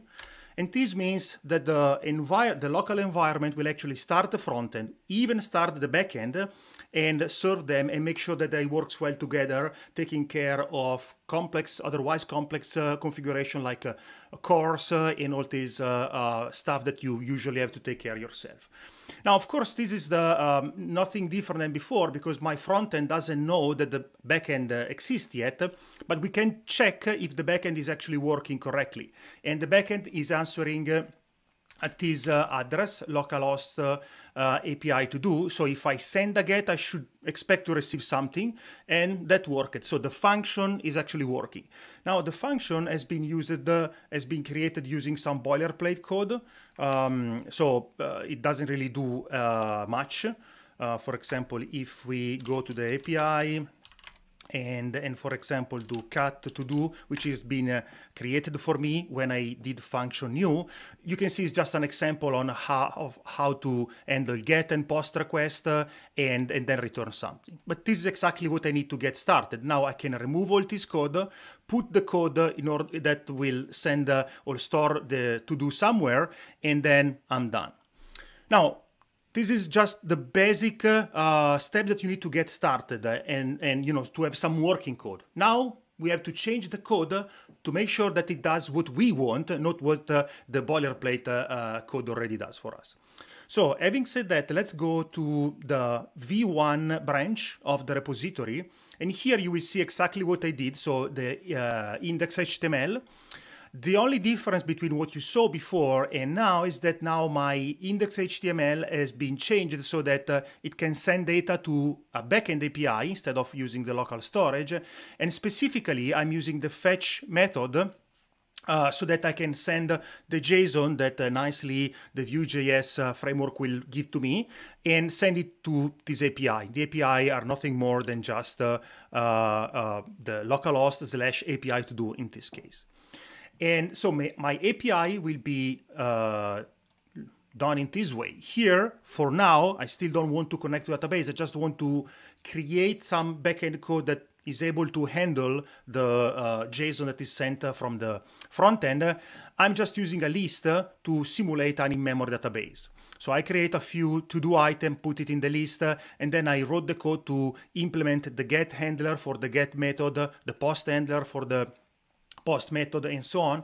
And for example, the get is super simple. If you go at to-do / an ID, I will try to, first of all, I will check if you are specifying some ID. If not, I will send back all the to-do. If you have specified an ID, I will look if there is any item with the ID you specified. If yes, I will return the item. Otherwise, I will return a not found. Super easy. Now that we know how the SWA CLI work, we can just do, so here I'm already in the repository, I already cloned it, it's already on the V1, so all I have to do is, as I did before, start my my emulator here, and then this will start the updated HTML that is able to send via the fetch method a request to the backend, and the backend is now able to get the JSON that has been actually sent from the front end. So everything here should work nicely. Perfect. I have hello world and world hello that are exactly the sample item I created, and here I can, for example, create a new one, new to do. This will be stored in memory. I can now mark it as done. Perfect. So this is working. Now the only problem is that it's saving everything in memory, right? And now we want to change that and connect it to the database. But this is something I could already deploy. And deploy means I can, now since I just have 10 minutes left, I can just run this ARM template, and the ARM template is basically a way for you to tell Azure what you want to be created, so a description of the resource you want to be created. And as you can see here, I'm creating a static website. And the static website needs a source repository URL, and my repository URL will be exactly this repository here, which is the one that you should fork and then use as your deployment starting point, that contains the code that is actually running now locally, right? So if I move forward and deploy the ARM template using the Azure deploy shell script I provided, which is actually executing the deployment, you will end up using a static web app fully working, which is actually exactly this one. Now, in order to just show you everything, I want to move now to the V2 of this application so that you can see how easy it is to connect to the database. Because now the front end doesn't have to change anymore, because we know that the front end is sending and managing correctly the JSON. So no matter what happened in the back end, as long as we send back and basically manage the JSON in the same way, we can do whatever we want in the back end, and the front end doesn't have to change. And in fact, here, the only thing I did is I converted the logic to get, to manage the get and the post and all the other method, so that instead of saving into in-memory list, I'm sending the data as JSON. So I'm getting the ID, wrapping it into a JSON object, and sending it to a storage procedure. The storage procedure here, which is this one, will actually execute some SQL code, and that SQL code will actually return a string, which is JSON. So I'm doing something on the database, but the output of the database is JSON itself. So it's super easy to parse it into JSON. Here I'm just returning it as JSON. I could have deserialized it into a to-do object if I also wanted to apply the schema here in the application. And how my database would look like, super easy. My table is incredibly easy. So I just have a to-do with the ID, to-do and completed, but my storage procedure is just taking JSON and returning JSON. So from a developer perspective, even the communication with the database is full JSON. And this means that as a developer, my life is much easier, because then I can simplify my code, because I don't have to deal with rows and columns and table and other stuff. I just have to have serialize to serialize and deserialize JSON, and that's it. So for example, here what I can do is create a database, and I will show you how even this can be automated in the process. But just for the sake of the time we have available, I already created a database. Now let me connect to it. And I'm just using the query editor here. Let me clean it up to make sure that my demo will work as expected. Perfect. And now I want let's stop this. What I want to do right now is deploy the database, right? So I have a database. I just want to deploy this SQL. There are several ways you can do that. Some other ways will be shown by Anna in his session tomorrow. Here I want to show a way I like a lot, which is writing a script and executing the script in a smart way. What smart means? Well, for now, I just only have one script. So I'm using a tool called dbapp that will automatically get all the script in this folder and apply them in the correct sequence on my behalf to the database. So all I have to do is go to the database deploy folder and do .NET run. This will connect to the database and execute the script. And as a result of that, I will have the database deployed. Nice. So if we can go here, we can go here right now and take a look at what's in the database right now. There is the to-do table I created, but also there is this $dbapp journal, which basically is something that is used by the dbapp library that I used to keep note of what script has been used already and what not. So if I re-execute this script, this deployment, it will not execute the script that has been executed before again, which means that I can deploy my database incrementally, which is great, right? Now, having deployed my database in my dev environment, what I can do here, everything is ready, my code is ready. What I can do is just, well, we can close this. Let's move here, clear this up, and run again my solution. Again, this will now be started. Emulator will spin up the server to serve the HTML front end and also the function to serve the back end. And everything will work super nice in the sense that now I can go here and here we go. These values, now let's see, I have slides and demos here. I can go to the portal, actually it's here. So I can do select from dbo.todos and you will see that we have slide and demos. Now let's go to the same page and say, hi there. And let's say that I done the slides. So let's go to the database, run the query again, and you will see that everything has been saved in the database, right? Perfect. So this means that I coded my application correctly. My front end is correctly sending data to my backend, and how my query would look like. So for example, this is exactly another example of just using the API without the front end here. So let's say I want to have all my to-do. I can just request this, and this is exactly the JSON that has been sent back to the front end in this case. If I want to create a new API, all I have to do is post to the endpoint, and this will actually create an API. So, and this is exactly what has been sent also to the database. And database is actually sending back this. The backend is now basically working as a translator between the front end and the database to make sure that the JSON sent is correct, can be validated, and all this kind of additional stuff that for security we want to keep. Now, this is super beautiful, I would say. Now, let's make it a little bit more realistic because as you can see right now, anyone can actually come here and create a to-do, and I would be able to see the to-do created by anyone, but I want to be authenticated. I want to make sure that my to-do are only visible to myself. Now, the really beautiful thing about the local emulator, the static web app CLI, is that it also comes with an integrated authentication system that allows you to simulate OAuth2, so that you can actually simulate you connecting to a GitHub resource authentication provider or Twitter, so you can really have a fully working experience even locally. How we can do that? It's extremely easy, I can tell you, and we just have to switch to the V3, where there is also the authentication code inside the authentication mechanism inside the code.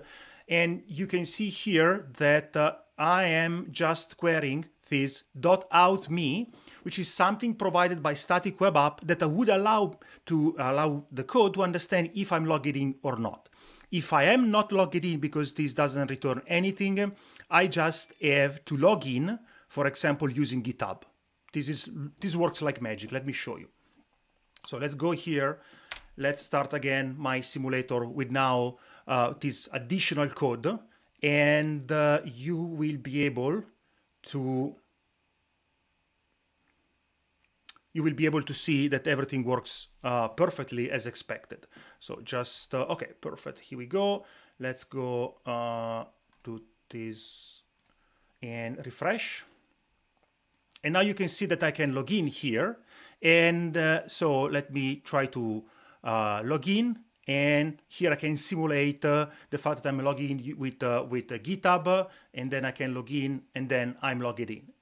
And how do I know who is the user who connected to my application right now? Well, again, Azure Web Apps make everything super easy. In my code, all I have to do is parse a special header that has been set up by static web apps for me that contains the information that has been received by GitHub or Twitter.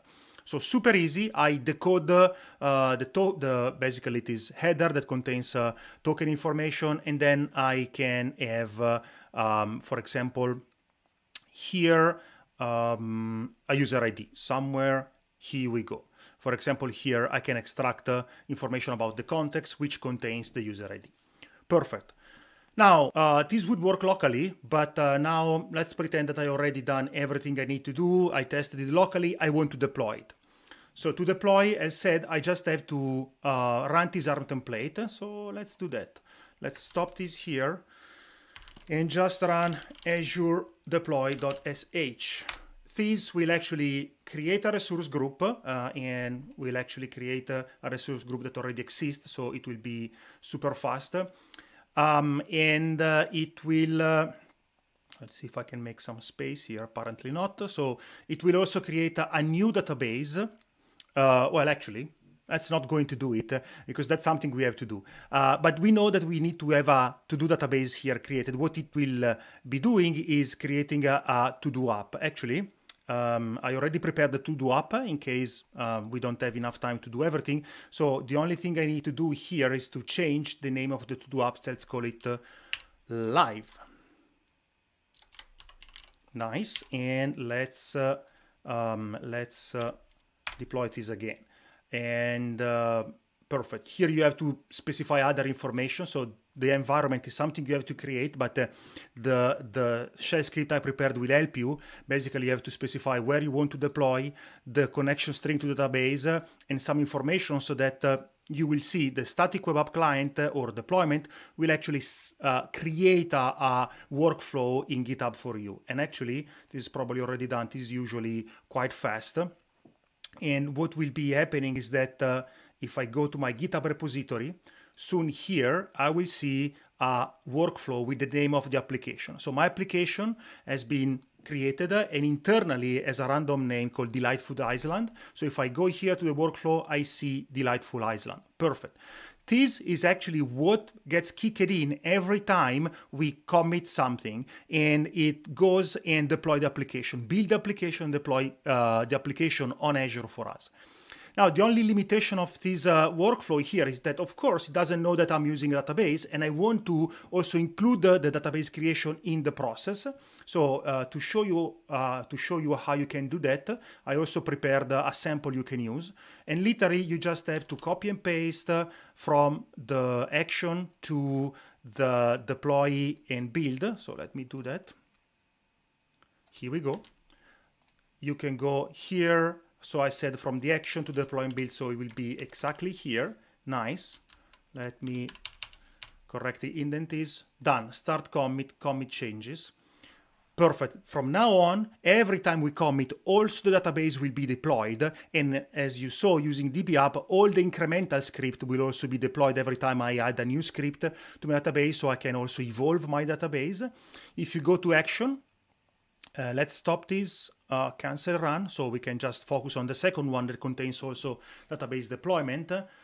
This, in a couple of minutes, will actually deploy the solution, deploy database, and we will be able to actually have a fully working end-to-end solution that implements even security on Azure Static Web App with Azure Function backing it up for what concerns the API and Azure SQL for what concerns data management. This usually takes a couple of seconds, and this is also the end of my demo. So in the meantime, this deploys. If there are any questions, I am more than happy to answer some of those. So let me bring back my... Hi, Davide. I think you're probably not watching the Learn TV chat, but it's been going crazy. There have been so many questions that have been answered. I hope you get a chance to go back and look at them. Definitely. I'll bring up one which I don't. Someone had just asked, is this a specific pattern for static web apps? And I think they're talking about your whole kind of end-to-end workflow. So yeah, the pattern would work with any technology you want to use. A static web app, make it super easy, because otherwise you have to do everything on your own, right? So you have to figure out, how to, for example, configure the front end to make sure it can work with the back end. And usually CORS, which is something that usually tries to make sure that you don't get hacked, is something you have to configure. Is not always super easy. These basically remove all the friction and give you just an amazing experience. Yeah, that was a question from Raj Krishnan, and thank you so much for that. I also wanted to say I love the CLIs. I mean, this is such an amazing session. You made it so seamless. But a quick question for you. I think we also have VS Code extensions for those of folks who prefer that. Yes, There's a ton of stuff with SWA and Yeah, there is a code extension for static web app. I haven't used it just because I'm more a code guy. So yes, I like typing. But yeah, definitely there is also a code extension that will make everything even easier. Yes, absolutely. So I'm going to put a challenge to people out there. David was using Vue, so you should fork this and do this with other frameworks and write up your articles on how you did this with VS Code. That would be awesome. Yes. Thank you so much. This was so amazing. I'm going to actually go back and watch this and write it up because this is exactly what we need. Thank you. Thank you so much, Davide. And I think we have a quick minute where we're going to go show you a video about data exposed from Anna Hoffman, who will be talking tomorrow. Let's go to the... Hi, I'm Anna Hoffman from the Azure Data Product Group, here to tell you about a show I host called Data Exposed. We talk about all things data, what's new, deep dives, how-tos, and we even give you a glimpse under the hood from the people who actually build the products. We cover topics like Azure SQL security, running high-performance SQL Server workloads on Azure virtual machines, migrate all your database assets to Azure SQL, data science with something old and something new, Azure SQL Managed Instance, developing apps with Azure SQL Database, and more. We post short episodes on Thursdays, and once a month on Tuesdays, we release a special MVP edition with the community. May the 4th be with you. Catch us live on Learn TV on Wednesdays at 9 a.m. Pacific.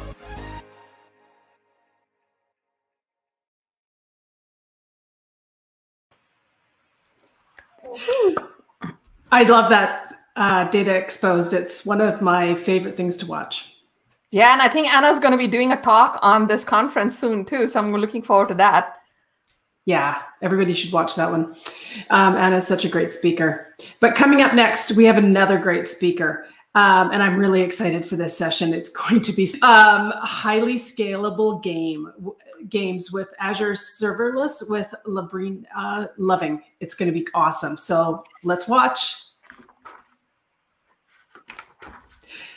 Hi, Labrina. Are you ready for this?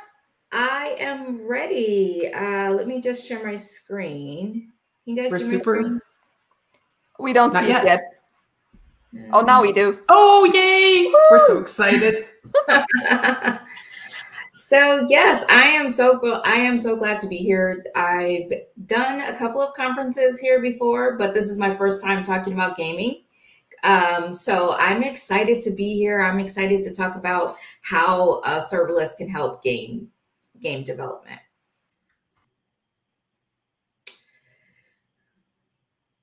So as everyone mentioned, my name is Labrina Loving. I work in developer advocacy for our gaming ecosystem organization here at Microsoft. And today we're going to talk all about building highly scalable games with Azure Serverless. So over the years, games have gotten more data intensive, more compute intensive, and there are some amazing games out there that are really leveraging the power of cloud.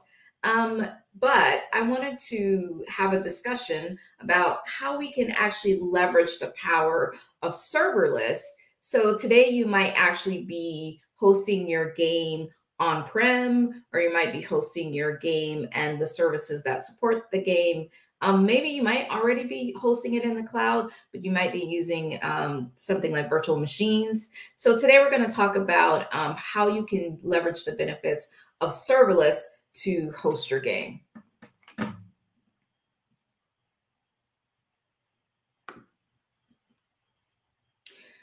So for today's games, there are a lot of online services that actually power games. Games require a lot. Things like leaderboards, matchmaking, authentication, player-to-player messaging, currency, tournaments, and analytics. And on top of that, if you're doing multiplayer game, you have to worry about hosting. And as always, you have to worry about the ever-growing scale of player data. So there is a lot to think about, a lot of services. And although you may already have created services for some of these, it's really great to leverage serverless as a way to actually take some of the burden off your development. So today, hosting options for your game come in a lot of different flavors. So, and the flavors, it's definitely a choose your own adventure. And the way you think about it, this is really about how much you want to manage and how much you want Azure to manage. And that can vary based on the requirements of your game, and based on just where you are in your cloud journey. So we start all the way over at the left when we talk about infrastructure as a service. That's definitely where we at Azure are managing the infrastructure, hardware, and networking and the facilities, but you're still managing patching of servers, you're still managing application code, security, config, provisioning, the list goes on. Then let's talk about a little bit container platform as a service. So this is where you're actually having your game and its services are running inside of a container, and Azure is maintaining the container orchestration plane, still also the physical hardware, software, and facilities. And then you manage the application code, the data source integrations, and you're managing those container clusters. And for that, we have a service called Azure Kubernetes Service, or AKS. Then there's Platform as a Service, which is where we will continue to do all those same things, but you're managing the scale of the web application. And then there's Functions as a Service, which is what we're primarily going to talk about in the session, which is where at this point we as an Azure are managing everything except for your application code, except for your game development code. So you can focus on building your game, and we focus on everything else for you. And then the last thing in the corner, which is last service in the corner, which is really great, which is Integration Platform as a Service. So this is, we have a service called PlayFab. And with this service, it actually comes, a lot of the services that we talked about, like leaderboards or matchmaking, can actually be services that you configure. And then you could possibly combine Function as a Service and Integration Platform as a Service together to extend PlayFab as well. So why should, you might be thinking, if you're already building your game, why should you use serverless? Why is serverless important for gaming? So with serverless, you actually can scale automatically. We handle the scaling for you. We manage high availability. We manage the servers for you, and you kind of focus on code. It's very cost effective because in this case, you pay only for the compute time that you use. So if you have a leaderboard that is running in an Azure function, you pay for the time that leaderboard service is called and doing work, and then you don't pay for and then you're done. And then so actually in this case, you're paying for just the compute time for processing those particular events, and that's it. And then because of this, you actually just can focus on your game, not on provisioning infrastructure, figuring how much infrastructure you need to buy, figuring how to scale it, how to replicate that infrastructure across the globe. We manage all of that for you in Azure. So let's take a look at kind of the inventory of serverless features and options that you can choose for powering your game. So we talked a little bit about Azure Functions. So Azure Functions allows you to run compute, and it allows you to run application game code in the cloud, and you can run various services. It can be event-based. It can be triggered off of things like messages that happen. It can be triggered based off of an HTTP endpoint. It can be time-based triggered. There are a lot of different event-driven ways, and it feeds really well into your event-driven architecture. API management is our front end for having security in front of your environment.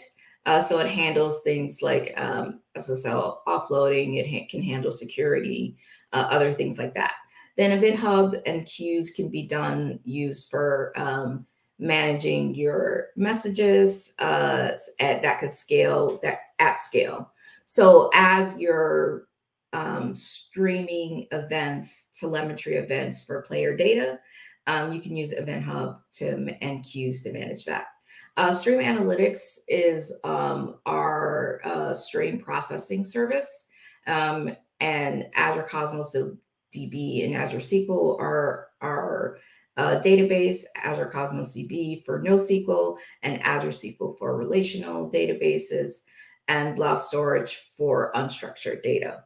And then to kind of monitor and support all of the events and all of this, we have Azure Monitor and Application Insights.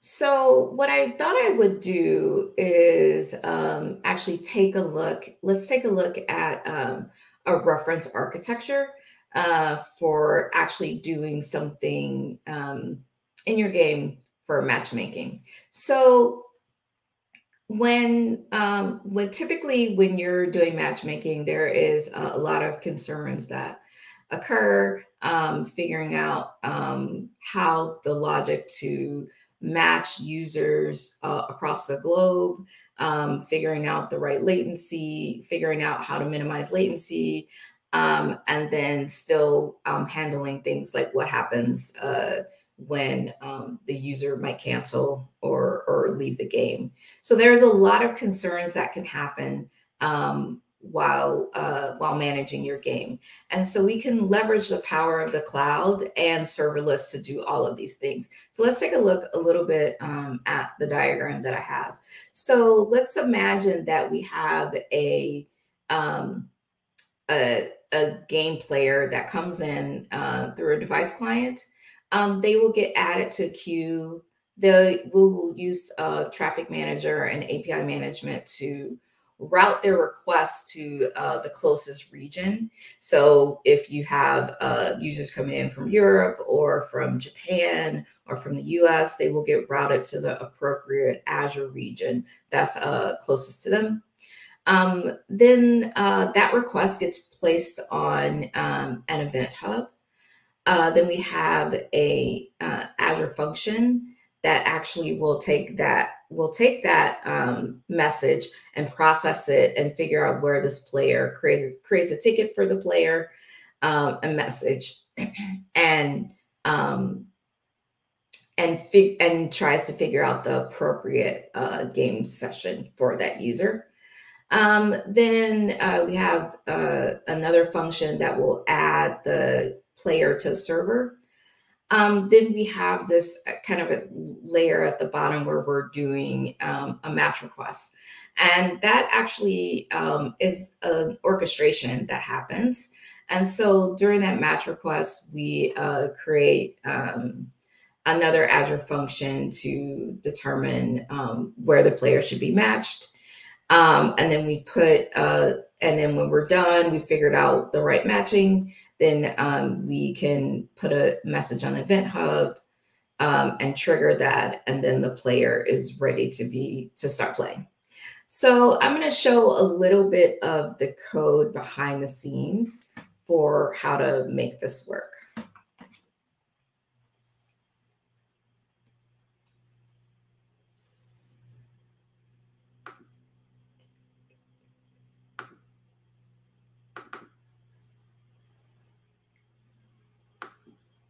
Second.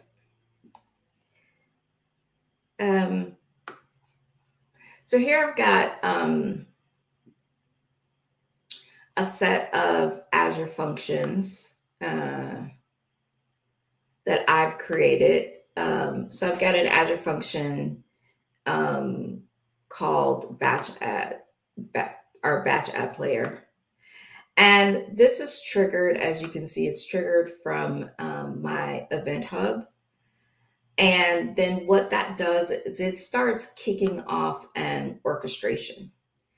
And what that orchestration can do is start connecting and figuring out where the player should be matched to. So I've got some processing logic here that just takes the player information and deserializes it. And then I start creating a hash key that I'll store in a Redis cache to maintain the session information for the player. And so this code actually is pretty easy to get started.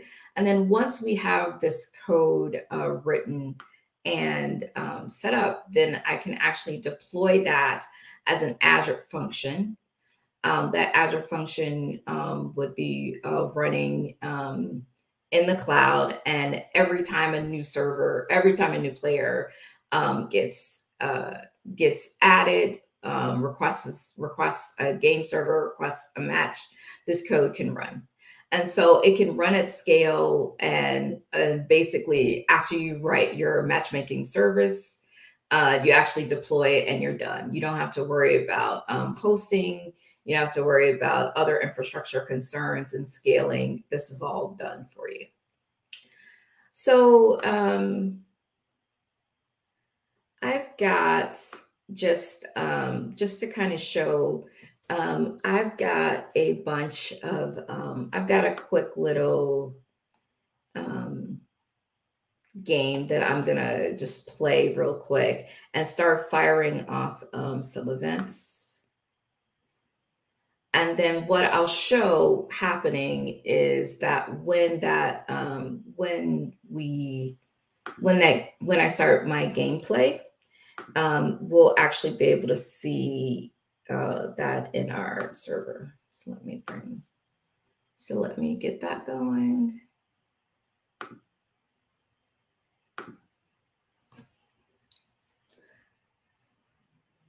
It's taking a little bit of time to get my game started. So anyway, so what I've done is I've provisioned what is called an event hub. An event hub is what we use to store all of our player data, telemetry, and messaging.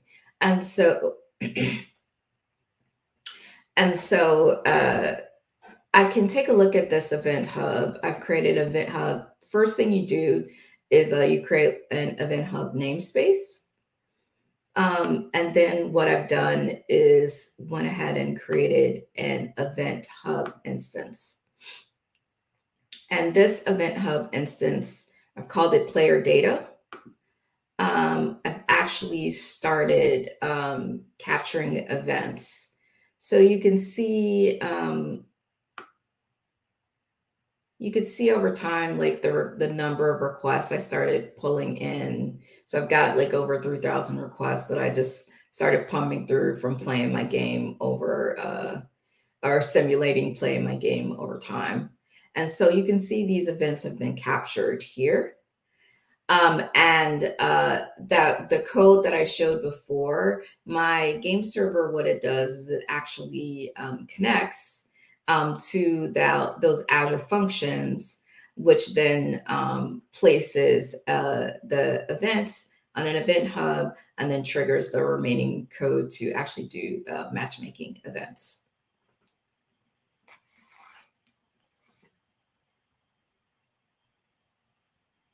Okay, so let's take a look.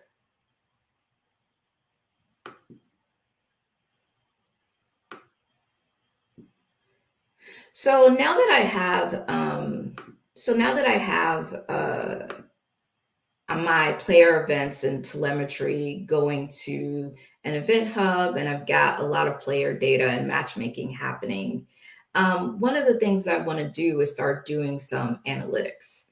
So the great thing, but because of the way that game data is growing, there's some challenges with doing gaming analytics. So data is very critical and to game success. And there's an ever-growing amount of telemetry over time. There's a lot of siloed data that's aggregated. So you might have player game data, you might have player profiles, you might have just the actual gameplay that's happening. So you'll have a lot of data that grows over time. And it drives a lot of important key decisions on how you grow your game, how you continue to evolve your game, how you monetize and keep players coming. And you really want to be able to have the game data to be provided in real time to power decisions. So, and then you want to be able to bring your existing tools to analyze the data. So what I want to show as a second is to really show how you can use the power of serverless to actually stream data in real time, be able to make decisions as well. So let's talk a little bit about the tools that we'll use for streaming data in real time. So the first thing we'll be streaming that Event Hub data that we started creating when a player, from our player events. We'll use another service called Azure Stream Analytics to stream it. And then I'll show a little bit of how you can use different reporting tools of your choice to actually report and visualize that data.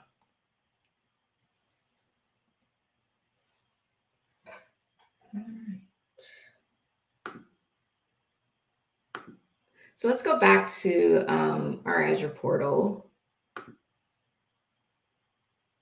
And so what I've already done is I've provisioned a stream analytics job. And when you create a stream analytics job, there's a couple of things that you want to do. So the first thing that you have to do is you have to create your inputs. So I've created already an input data stream, but let's just see how I could create an additional one. So when I create an input data stream, I can actually create it from either an Event Hub, IoT Hub, or Blob Storage, but I'm going to create it from an Event Hub.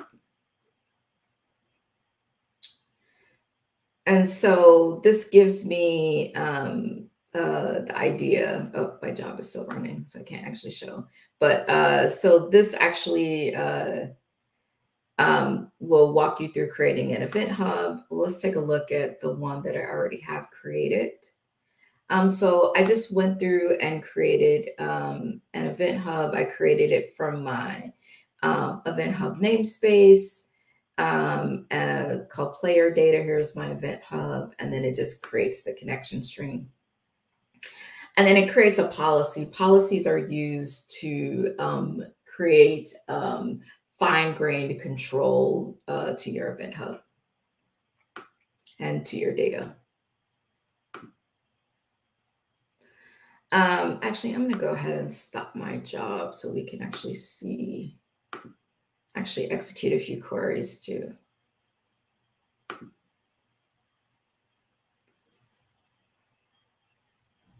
So the next thing that I'm going to do is I'm actually going to create an output first. And you can add outputs as well. There's a lot of different ones you can create. I created a Power BI output. Power BI output will actually allow me to connect and stream my data in real time and connect it to my job. So actually, at the end of the day, just with a few clicks, I can stream player data in and then actually connect it right to a Power BI report. So here's here's my Power BI outputs. I've created a data set called player data set and created a table here. We'll quickly see how that works. Just doing a quick time check here. And then as you can see here, there are various ways that you can output your data. You can output it back out to an Azure function. You could store it and keep it in Cosmos DB for other considerations. You can put it in a data lake so that you can combine it with other data to do other further analysis. But I've created mine out to a Power BI report. And then what I wanted to do is actually kind of show a little bit about this. So I'm capturing things like player country and the number of game counts and things like that. And so what I've done is I've created a query, and your query is what you actually do to capture the data as it's streaming in from Event Hub. And then what I've done is I've created a tumbling window to capture it every, this is a tumbling window every 5 seconds. So if I test my query, oops. Oh, I may not have it. I need to stream some data. But this actually would show our data for in real time. And then at the end, I could now go to my Power BI report and actually show my data in being captured in real time. So let's see if I can get this kind of started again.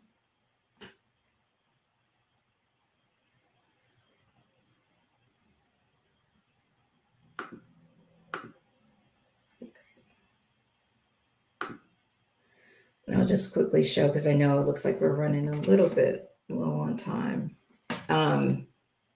So I'll just quickly kind of show the process of actually taking that and combining it with Power BI data.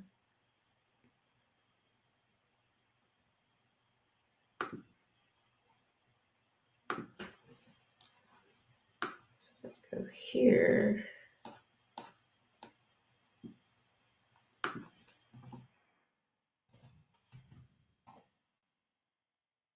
Just bring up my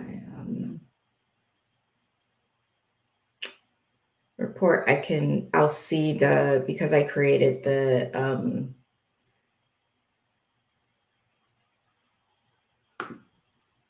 because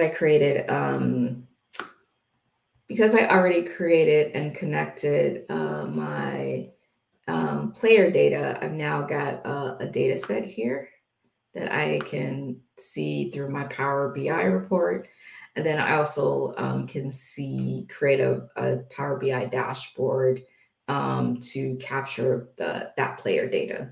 So really just within a few minutes of simply clicking, you can take player data, ingest it, query it, and then be able to output it to do like real-time streaming to your dashboard. Let's see. Since we're running a little low on time. So that's sort of our those are sort of two instances where you can actually take leverage serverless for using, for improving and building your game. So we talked about actually using serverless for actually running all of the APIs and functional code for your game development. And then we talked about using serverless for streaming your data in real time. I know. Thanks very much. That was great. Yeah, thank you. We had a quick question for you, if you have a minute. Sunita was curious why you chose Event Hub over storage queues or Service Bus. Yeah, so the reason why I chose Event Hub over storage queues, over storage queues and storage bus. So the reason why you think about the difference between Event Hub and queues are really you have to think about what the purpose of what you're doing. So event hubs are best used for events. So saying like this happened, like this player is requesting a matchmaking event, or this player quit the game. So those are actual events where I want to take further action versus a queue where it's really about just sort of reading data. So that's actually why I chose an event hub versus a storage queue. But in some cases, it could work very well the same, but it also depends on the scale that you're looking for as well. Yeah, that makes a lot of sense. We have a lot of good sessions coming up. What's coming up, Nydia? Yeah, and Labrina, we got to talk after, so I'm going to go. That was awesome. So thank you so much. And we are off to the next session. We're going to have, throughout this conference, you've been hearing about Power Automate and Azure Logic Apps. Now we're going to hear about it from Prashant Boyar, who is an MVP, and also here to talk about how, or kind of contrast Logic Apps with Power Automate.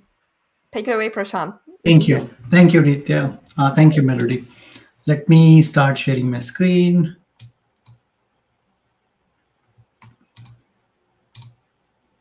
All right, let me know if you can see it.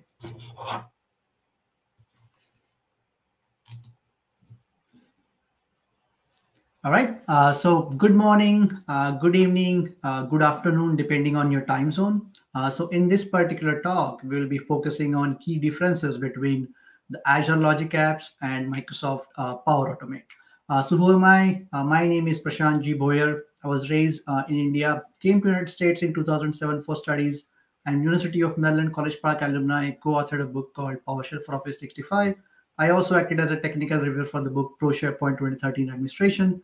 I am from Washington, D.C. area, and we organize a lot of community conferences. Pre-COVID pandemic, all the conferences used to be in person. Ever since the pandemic has started, we have converted all our conferences to virtual only. So if you're interested, here's the link, and you can find more information about the registration and the call for speaker and rest of the stuff. I am recipient of Antarctic Service Medal. I got this award from US government for the work I did in Antarctic continent back in 2008. I am recipient of Microsoft MVP award since 2017, and my current category is AI.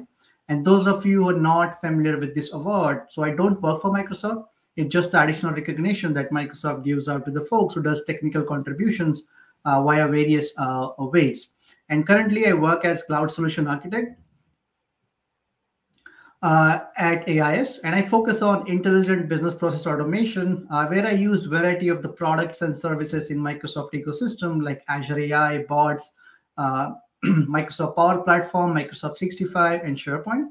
And I work at AIS Reston, Virginia headquarters. So this is going to be the agenda. We'll start with a brief introduction about Power Automate, a brief introduction about Logic Apps, and the majority of the time we'll be spending on talking about the key differences between these two products. I'll also talk about how to extend Microsoft Flow or Power Automate using Logic Apps, key takeaways, and Q&A. So feel free to ask your questions in the chat window. Nitya and Melody are here to monitor those, and they will be letting me know as and when the question will arise. So let's talk about the Power Automate. It's a low-code platform that spans across Microsoft 365, Dynamics 365, Azure, and standalone application. And one of the early members of Microsoft Power Platform was Power BI. And later on, Microsoft introduced Power Apps and Power Automate. And recently, during the November 2019, Microsoft introduced Microsoft Power Virtual Agent, which we can use to create intelligent chatbots without writing a single line of code. Now, we use Power Automate to implement end-to-end intelligent automation. And these are the value pillars of Power Automate. We can do automation at scale. It's seamless, secure integration. It built on the serverless principle. It helps us to accelerate productivity, and we can implement intelligent automation using Power Automate. And there are many connectors available. The list is keep on growing. Right now, it's more than 300, and you can build your own custom connectors as well. And with that connectors, you can integrate with your data, not only in the cloud, but also in your on-premise legacy system as well. And there is a growing list of template libraries available. So in case you would like to implement certain kind of automation, you can quickly check out a template library. And there you can find how to implement a particular set of automation. Let's say where you have some events happening in Azure Event Hub, and later on, you would like to do some operation in other non-Microsoft specific system, let's say Google Drive or Dropbox, or let's say AWS, then there are a lot of templates available that you can use. Now let's talk about what are Logic Apps. Logic Apps is a cloud service that helps us to schedule, automate, and orchestrate tasks, business process, and workflows. It is a de facto workflow engine in Microsoft Azure. It again, just like Power Automate, it's built on serverless principle, and it uses containerized runtime in the backend. Depending on the usage, it can scale up and down automatically to meet the demands. And one of the key advantage of going with Logic Apps is you can focus on then implementing your business logic. You don't have to worry about where my Logic App will be hosted, whether that environment is going to be secure or not, how I make sure it has the latest patches, those kind of things. You don't have to worry. Just straight up go to the Logic Apps portal, Azure portal, create a Logic App, and start implementing your business logic. Just like Power Automate, there are many connectors available, and we can use connectors across the cloud as well as on-premise. And everything begins with a trigger. And there are various triggers that are available, which we'll talk about in a few minutes. And the triggers can be time-based triggers, it can be manual, and it can be event-based trigger as well. And now if you look at the description or the overview of Power Automate and Logic Apps, they sound a little bit similar. Now let's see how these two products are connected with each other.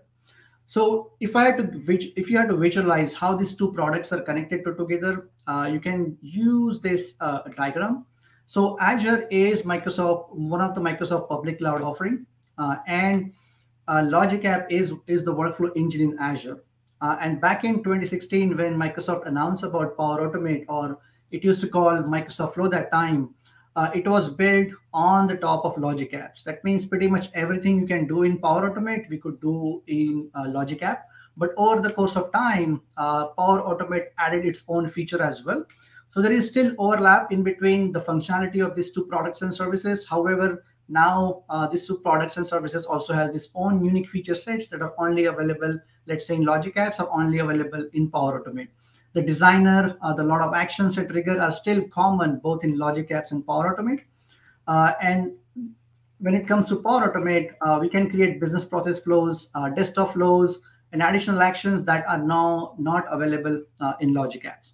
However, since Power Automate is built on the top of Logic App, whenever a cloud flow executes, the runtime it uses in the backend is actually the Logic App runtime. As you can see here, whenever your flow starts, it uses the Logic App runtime. It makes the API call integrate with all the services that you're using in your flow, and finally your flow get executed. So if I show you this diagram here, so I have here two screenshots. Both the screenshots are implementing the same business logic. We're basically starting automation whenever a new item is getting created in SharePoint. Then we are initializing a bunch of variables, and then we have some condition. And if I hide few information from the ribbon and from the left-hand navigation, it's very hard for us to figure out which one is Logic App and which one is Power Automate. You can take a guess, but let me remove these banners here. So you can see here, the one on the left is from Logic Apps, and one on the right is from Power Automate. But if you focus on the middle section, where the actual business logic is implemented, it is pretty identical. That means if you are familiar with Microsoft Flow or Power Automate, then you can implement a similar business logic in Logic Apps as well. Only thing is you'll be going to Azure portal to implement that. Similarly, if you are familiar with Logic Apps and how to build your business logic around Logic Apps, then if you would like to use Power Automate, you just have to go to a different URL and Power Automate UI and start implementing your business logic. So let's talk about the key differences between these two products. So the first one is Logic Apps is part of Azure Group, and Microsoft Power Automate is part of the Business Apps Groups or Dynamics Group. Now you may be wondering why I'm talking about which product group these products belongs to. And there is a reason for it, because depending on which product a particular product belongs to, you'll see the corresponding other products from the same umbrella will have a really tighter integration with that. For example, Logic Apps will have really good integration with other Azure DevOps and some other services. And in example of Power Automate will have very tighter integration with Power Virtual Agents, Power Apps, which are the part of business app flows. When it comes to the offering, so Logic App is available to us as integrated platform as a service offering, whereas Power Automate is available to us as software as a service offering. The licensing model of Logic App is very simple. It is just like anything in Azure. It's all based on your consumption. So we pay as per the usage. Whereas in Power Automate, everything is subscription based, and there are multiple ways you can get the license for Power Automate. The target audience for Logic Apps is IT professionals, and it's built more for enterprise-grade scenarios.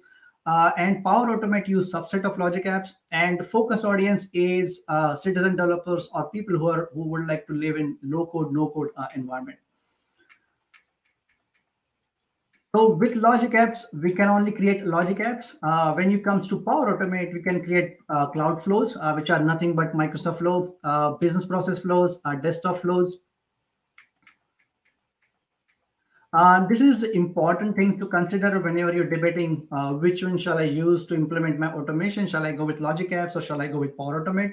So the maximum run duration for a Logic App is 90 days, whereas the same duration for Power Automate is 30 days. And this is true for cloud flows. If you are going with business process flows, then yes, you get unlimited run duration. However, for typical scenarios, if I had to compare apples to apples, then Logic App is 90 days, whereas Power Automate is 30 days, and there is no way you can bypass this limitation.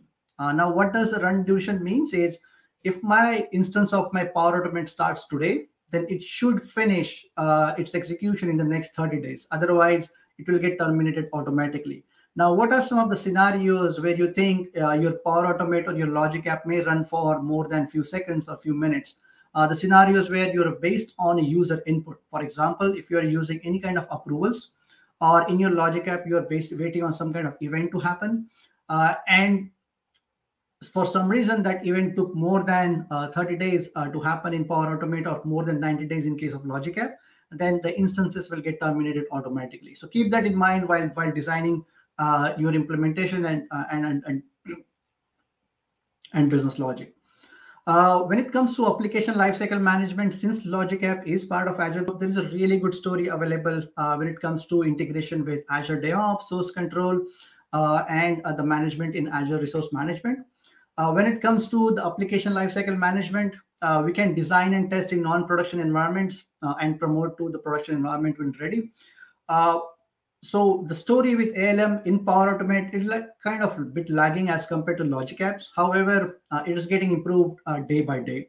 When it comes to PowerShell commandlets, we have PowerShell commandlets available for Logic Apps that we can use, and they are part of Azure ARM.Logic App module. When it comes to Power Automate, we have two modules that we can use. One is called Microsoft.PowerApps.administration.PowerShell, and second is Microsoft.PowerApps.PowerShell modules. And you can go to this link to download the modules for it.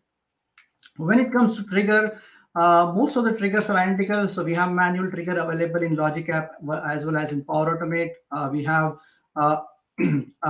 triggers based on an event like created, updated, and deleted.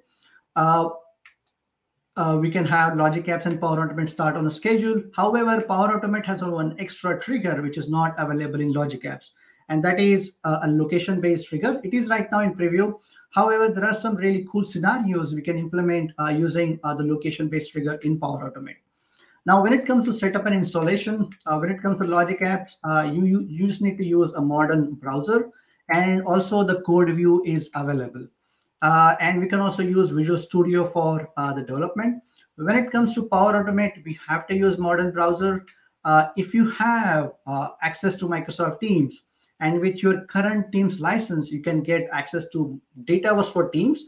Then you can use Teams clients with some limitations to create your Power Automate as well. When it comes to integration with SharePoint, there is no direct integration of SharePoint and Logic Apps is there. whereas you will see some built-in SharePoint flows already available.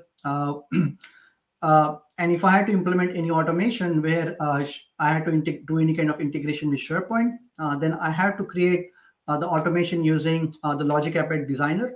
Whereas if I do the same thing with Power Automate, I can do that using the modern SharePoint UI, or I can use the Power Automate Designer, or I can use Microsoft Teams client as long as I have Dataverse for Teams available to me. Now, what does that mean? Like built-in flows. If you are coming from SharePoint background, and if you open a modern SharePoint site, there in the ribbon you will see an option for automate, and using that, then you can start creating your automation directly into the SharePoint UI. When it comes to integration with on-premise data, let's say your data is in on-premise and for some reason you cannot move that to a public cloud. There is an option for on-premise gateways available with both the products. However, there is one caveat there. So with Logic Apps, you don't need additional license. However, if you would like to use on-premise gateway with Power Automate, you need to subscribe for additional premium license. When it comes to pricing, and that's where the majority of the decision points come, which one shall I use? So when it comes to Logic App, the pricing is very simple. Everything is based on consumption, like you pay as you go. Whereas when it comes to Power Automate, it is subscription based. However, there is a free version of Power Automate available that anyone can sign up as long as they have a valid Microsoft account. Now, what does a valid Microsoft account means? Account with Outlook.com or Outlook.com, Hotmail.com. If you have that, you can sign up for Power Automate for free. Power Automate is also bundled in your Microsoft 365 subscription as part of your Dynamics 365 subscription. You can also purchase some additional plans for Power Automate for per user plan or per flow plan. And also that includes attended RPA. And one of the key decision point I have seen when it comes to using Power Automate, especially if you are getting Power Automate license via a Microsoft 365 subscription, is if you have to use any HTTP action, that is a premium action, and that is not included in your regular subscription. And if I had to use that in my implementation, then I had to go with premium licenses.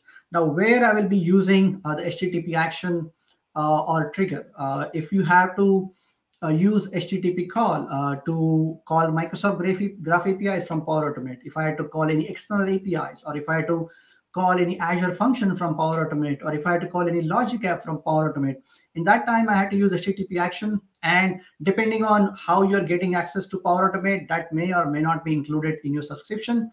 And let's say if you're getting Power Automate as part of your Microsoft 365 subscription, to use HTTP action, you have to go with one of the premium plans here.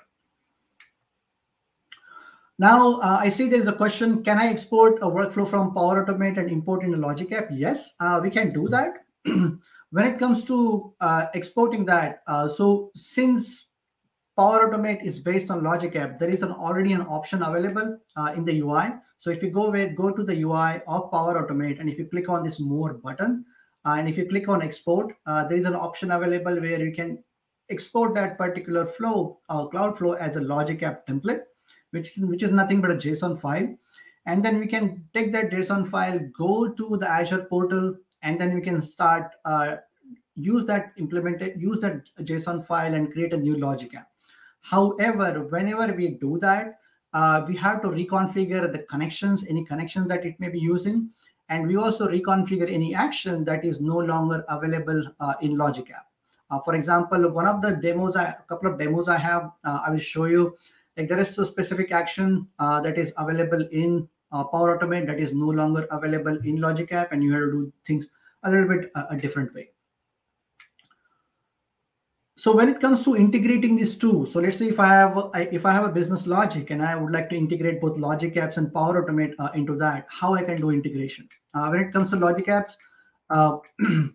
I can call a flow using HTTP action. I can call a Logic App from Power Automate using HTTP action.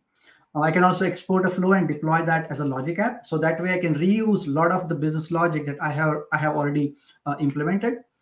When it comes to integration with Power Virtual Agent is the latest member of Microsoft Power Platform. we can use it to create the no-code chatbots. And if you haven't played with this product, I would highly recommend you to just play with it, sign up for the trial. Using this, you can create a working chatbot within 30 minutes that can be used in your enterprise as well. So when it comes to integration between Logic Apps and Power Automate, if I have to call any Logic App from Power Virtual Agent, I had to first call a Power Automate, and from that I had to call the Power Virtual Agent. Sorry.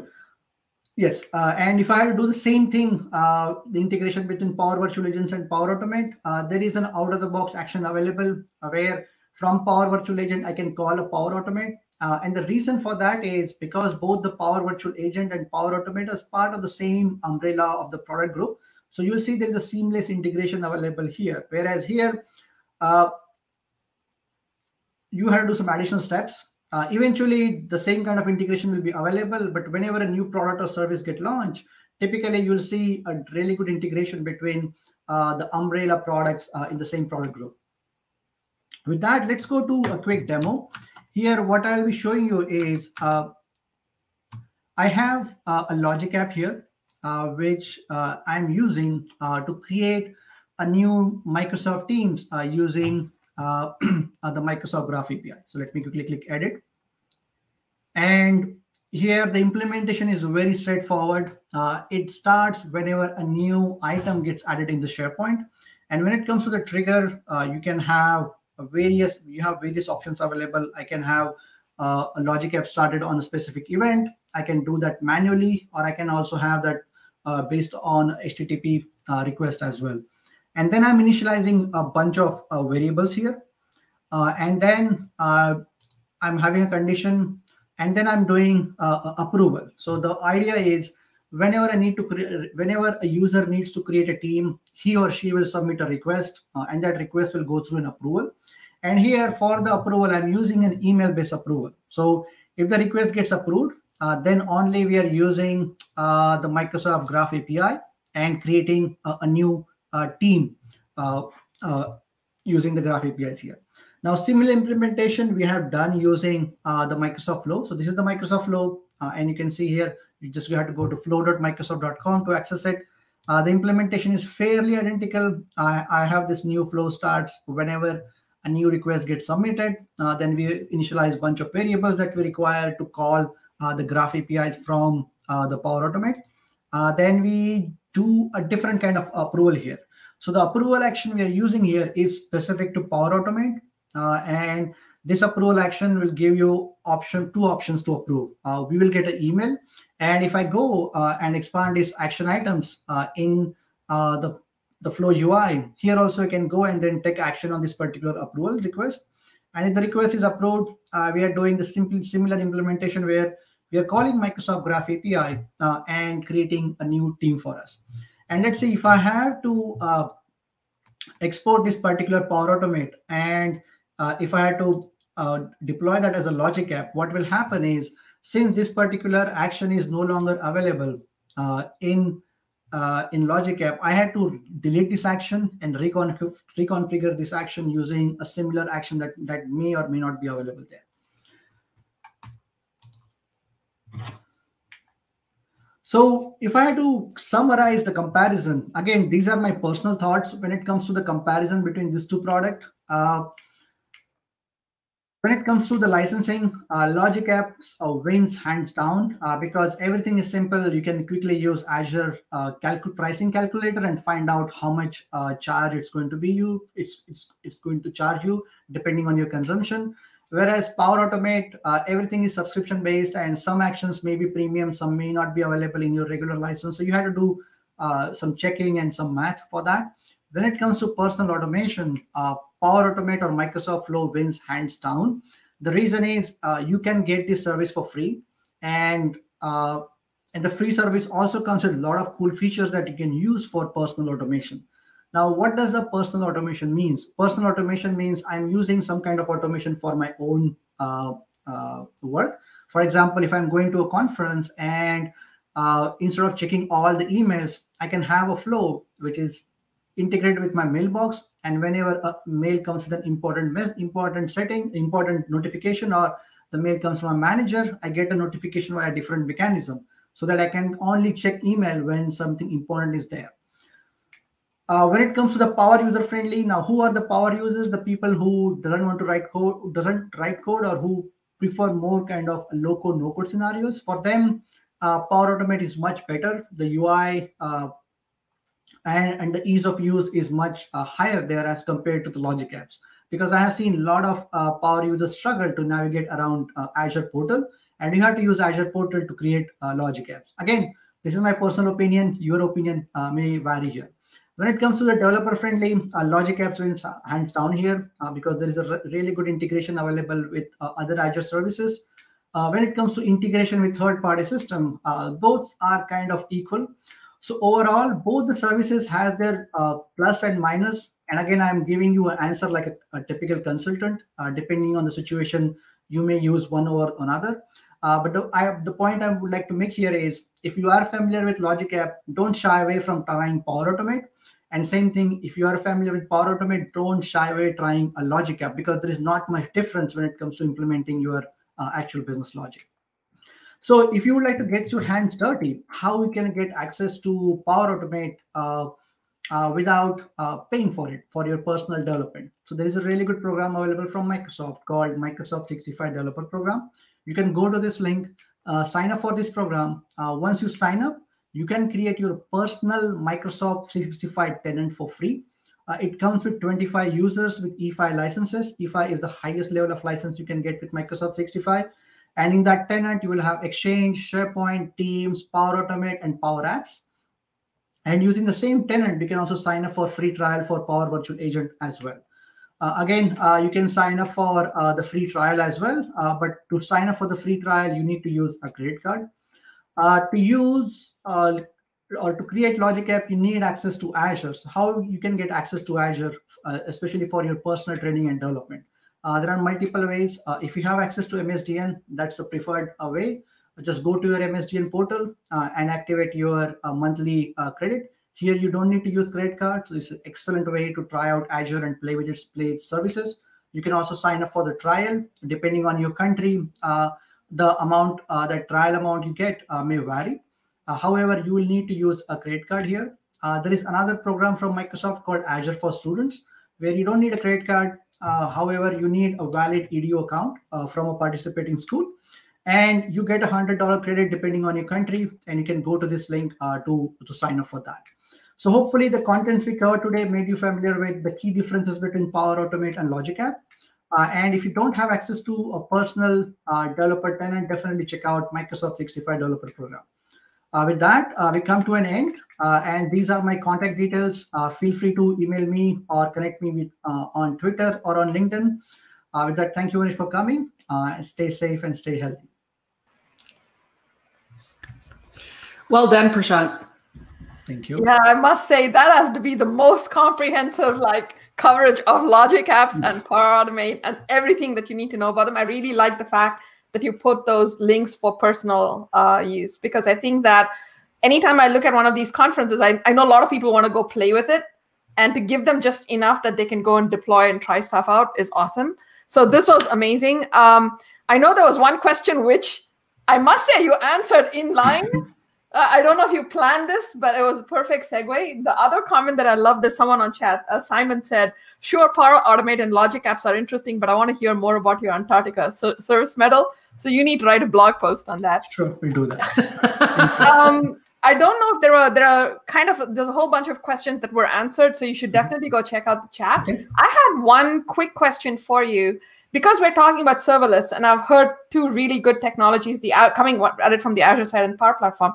Do you have a resource for best practices for serverless integrations with Logic Apps? And I know Power Platforms has a practices and patterns kind of a movement, but are there any kind of best practices based on different usage scenarios? So what you're talking about is the Center of Excellence kit for Power Platform. That's a good way to start with the Power Platform.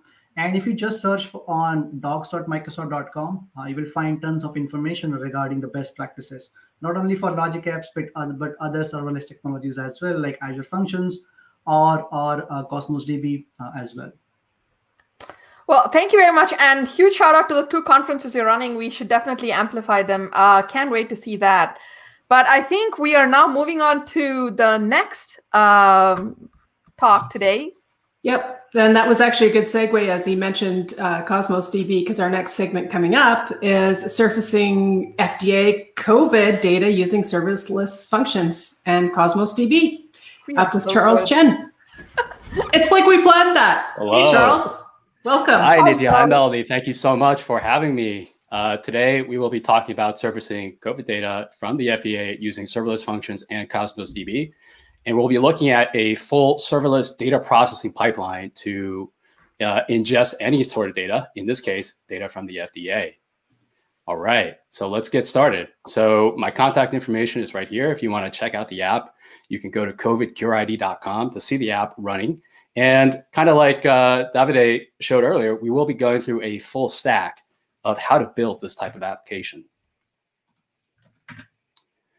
So the session objective, we're going to do a deep dive and we're going to build an end-to-end serverless data processing pipeline. What we'll do is we'll extract the information from the FDA NCATS CureID database, load that into Azure Storage, use Azure Functions to perform the transformation and push that into a Cosmos DB instance, and then serve it also from Azure Functions. So what is the FDA NCATS CureID application? This is a repository that was created by the FDA to house electronic case report forms for novel use cases of existing therapeutics. In many cases, you have doctors all around the world fighting hard to treat diseases. They're working with patients with diseases that are not commonly seen in the Western world. And sometimes they're using treatments that they have on hand or treatments that are available to try to treat these diseases. And the CureID application is a community-driven application where physicians all around the world can contribute electronic case report forms. Now, during the beginning of COVID, when the first outbreak started to happen around the world, this was one of the first places where physicians all around the world came to report their treatment regimens and report the results that they were observing. Now, again, this doesn't have just COVID data, but it has data of all sorts of disease areas. COVID CureID is my take on the application, where we extract the information and make it just a little bit more presentable, so that given an age and a gender of a patient, we can find all the different treatment regimens and drugs that physicians around the world use to treat the patients and find efficacious treatments so that doctors and patients can potentially find ways to treat COVID. Okay, so let's take a quick tour. This is the FDA NCATS CureID application. So you can see it's organized by disease area. And when you click into a particular disease area, you can see the different types of drugs that the doctors around the world, physicians, have used to treat their patients. And as you click through, it will list the different types of therapies that have been reported. But you can see it's very difficult to find exactly the information you're looking for, and the application is not responsive. So what I did is I built covidcureid.com, which takes the same application from the FDA and makes the information a bit more accessible. So given the age and gender of a patient, we can find all of the cases that are in the CureID application and view it by the different therapies that physicians around the world have tried. And if we click through, we can see the different types of regimens that were given to the patient and quickly filter by whether they improved or deteriorated. And we could click through each of these cases and find details and additional notes. All right.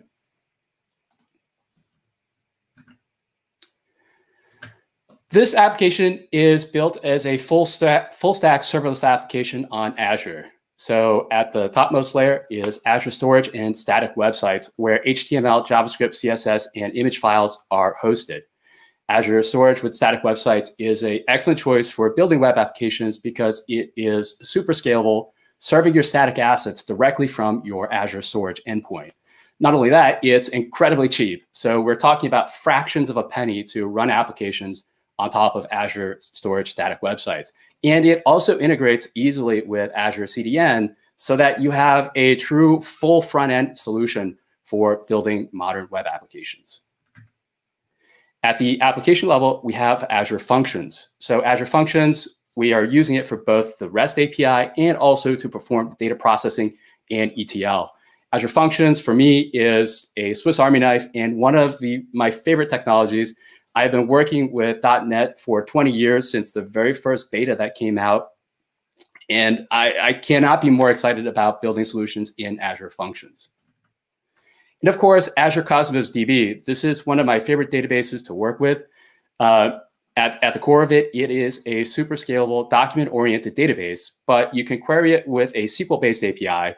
There is a Mongo-based API, and there is also a graph-based API using Gremlin. So it is a multimodal database that gives you a lot of flexibility in how you can work with that data, and it's also super scalable.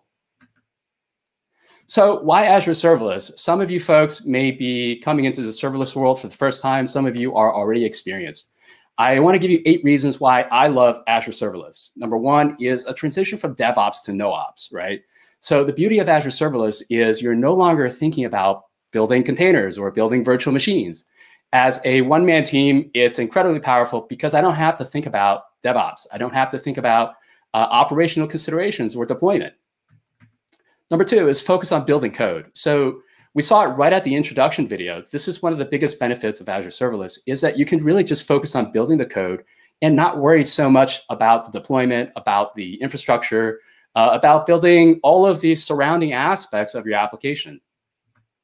It's event-driven by design. And I think this is one of the trickiest parts for most people to grasp when they first touch Azure Serverless, is that it is inherently event-driven. And we'll see how this works when we walk through the code. And of course, ease of connectivity. So it's incredibly easy to build data processing pipelines using Azure Serverless because of the triggers that we can bind to our code. It's really a perfect solution for modern single-page applications. So we'll take a look at how we can use static web apps to host the front end.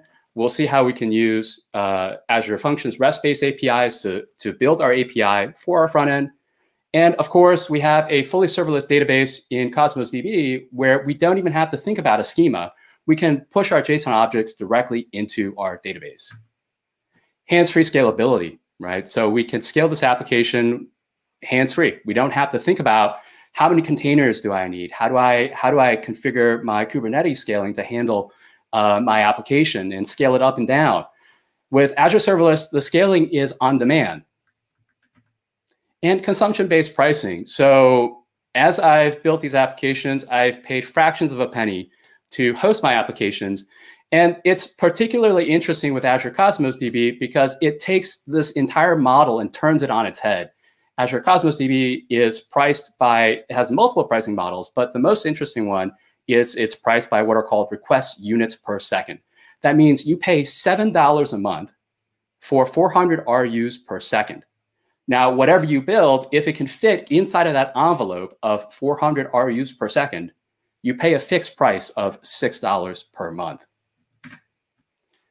And of course, what's really great about Azure Serverless for anyone that's coming from a .NET background or a Microsoft Stack background is there are just really familiar developer ergonomics. And we'll take a look at how this manifests when we walk through the code.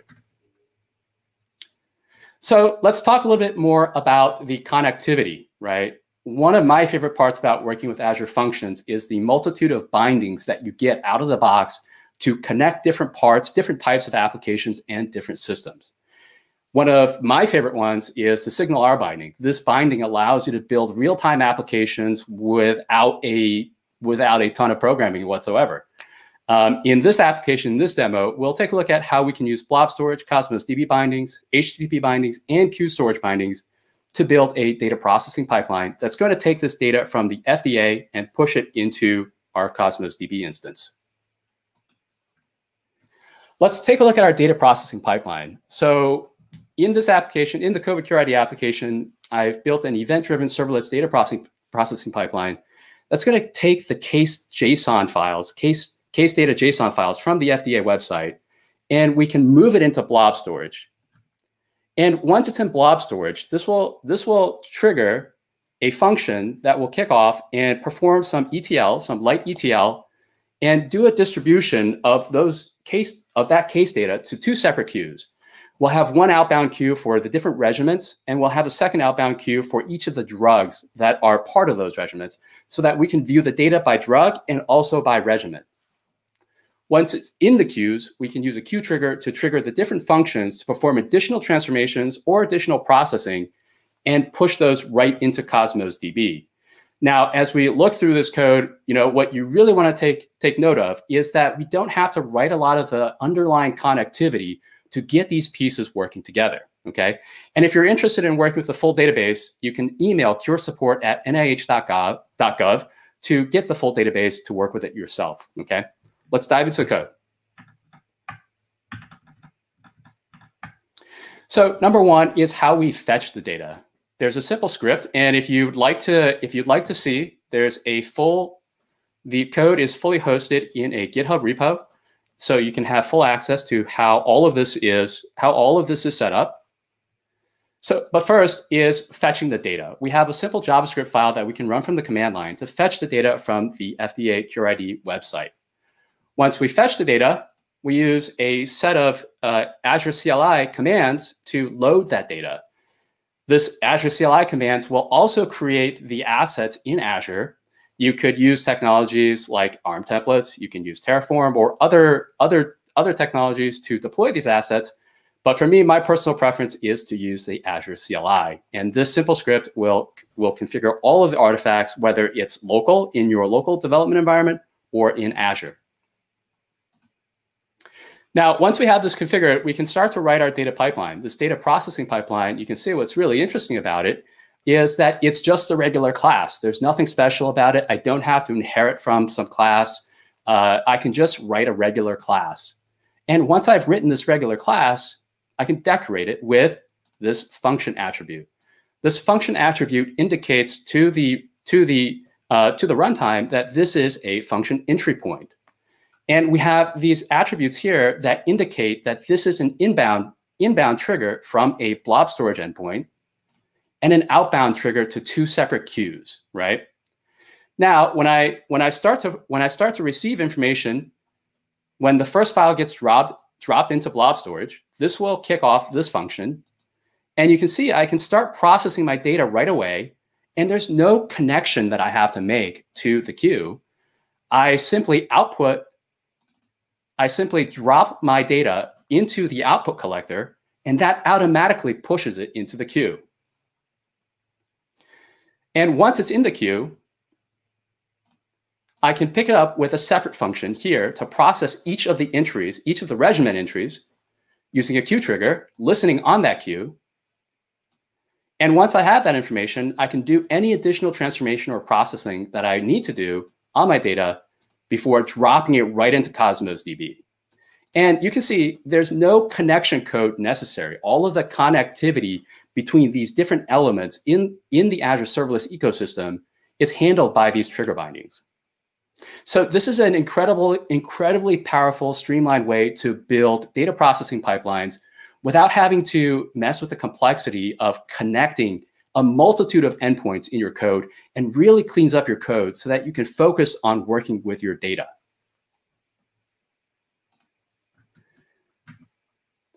Now, in this case, we're just doing a very simple ETL. And for that, Azure Functions is a perfect tool. It's lightweight, it's incredibly easy to work with, and you have tons of options for pipelining that data in and pushing that data out. For any sort of heavy lifting, you'll want to consider Azure Data Factory if you're doing large data streams, or if you're doing heavy-duty transformations, or you want code-free, no-code transformations. Let's take a look at how we're doing this transformation in Azure Functions. In this case, when we receive the case file, we just have a simple function here that takes the information in that JSON and starts to flatten that information down. So we're just doing a very simple JSON transformation to take a very complex JSON document and making it a very flat JSON document. Azure Functions is the perfect tool for this because we don't have to learn a multitude of tools. We don't have to configure a large system to be able to perform these types of very simple data transformations. And we can also run these data transformations locally. Now, let's talk about querying this data. Once we have it in the database, how do we get it out of the database, right? For this, we can use the repository pattern. Repository pattern is a perfect fit for the Azure Cosmos DB because it is a document-oriented database. Let's take a look at what this looks like when we have the repository pattern. In this case, this is my drug repository class, and the drug repository class simply maps to an entity type that I have in my Cosmos DB. And you can see one of the great things about working with Cosmos DB is that even though it is a document-oriented database, I can work with this database using familiar technologies, familiar paradigms like SQL. So I can query my Cosmos DB using the SQL API. I can use the MongoDB API, or depending on my workload, I could also use a graph database API called Gremlin. In this case, I have a very simple query. I can parameterize it, and I execute this query and get the results back. Now, if I'm working locally, I can also run the emulator. So Cosmos DB comes with a local emulator. You can also run the emulator in a Docker container if you're working on Mac. And this emulator allows you basically get a fully functioning Azure Cosmos DB on your local machine where you can build anything you want without paying a single cent. Now, you can see we can write very simple SQL-like queries. And in this case, we're going to find and count all of the different cases by country. And if we execute the query, we can see all of the different cases that were reported from all of the different countries around the world.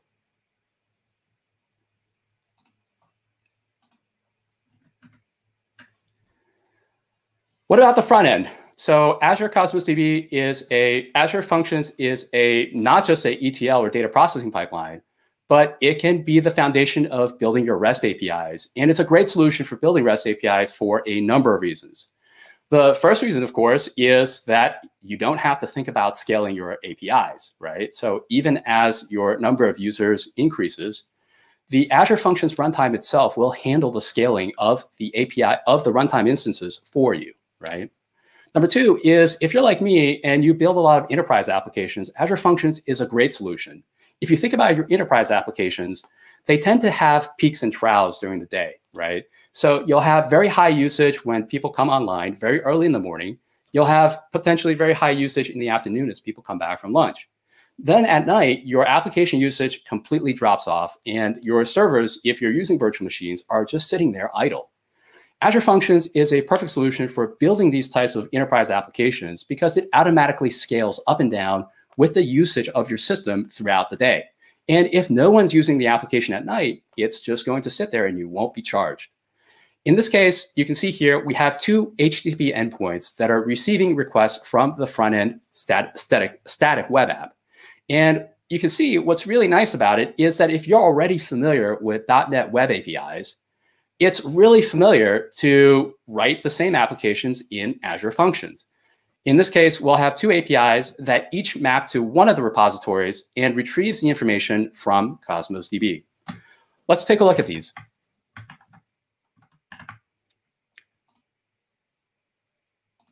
So in the data provider, once again, you can see my Azure function is just a normal class. And you can write these classes either as static classes, as you'll see in most of the online examples, but you can also write these classes as instance classes. And if you write them as instance classes, one of the benefits you get is that you can take advantage of dependency injection.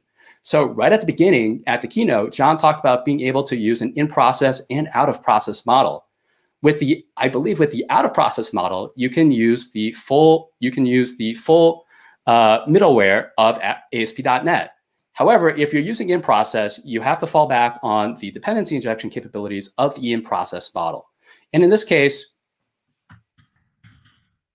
in our app startup, we can initialize our Cosmos Gateway and our repositories and put it into our services container and access those as injected instances in our Azure functions.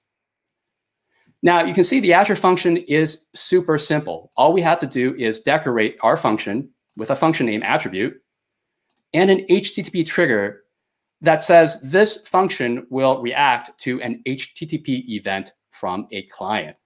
And we can use get, we can use post semantics, we can declare the route, and within that route, we can parameterize it.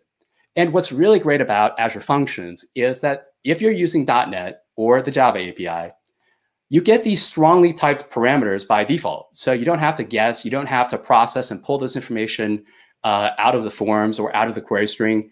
You can just work with strongly typed data. And my personal preference is to keep the functions simple and move most of the data processing logic into domain models. So in this case, you can see we have a very simple entry point that's reacting to an HTTP event. And we simply execute the query and return the result.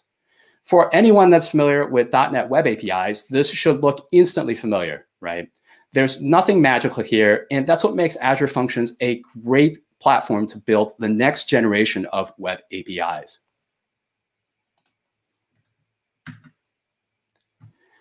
One of my favorite parts about working with Azure Functions is that you can build and test locally. There's no cost or commitment. You don't need to sign up for anything. You don't have to provide a credit card.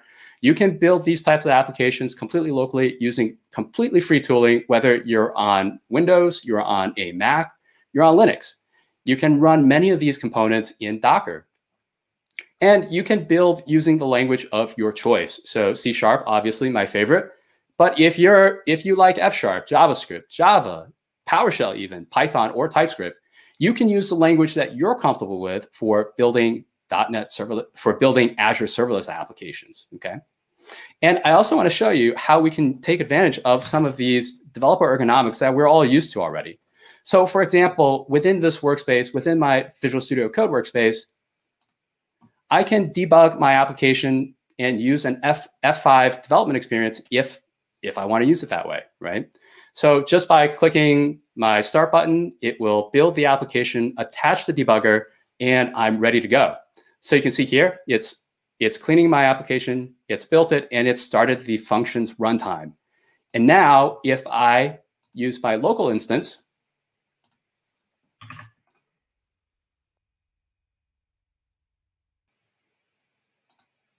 it'll step right into my debugger, and I have full access to look through my local variables and my call stack.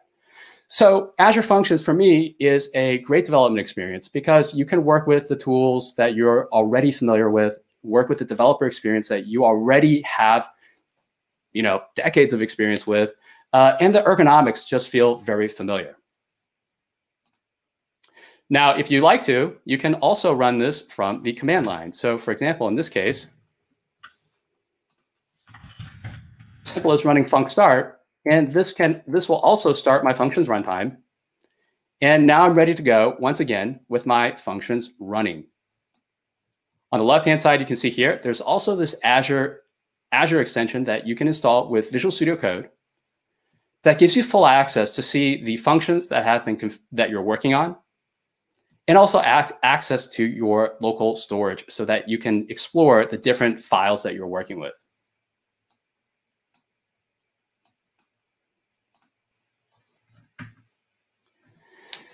Now, earlier we talked about working with Azure Functions and why Azure Serverless is such a great solution. Of course, one of these is DevOps versus NoOps. And my favorite part about this is that working with Azure Functions and Azure Serverless, I have a really streamlined path to deploying my code right from GitHub, right?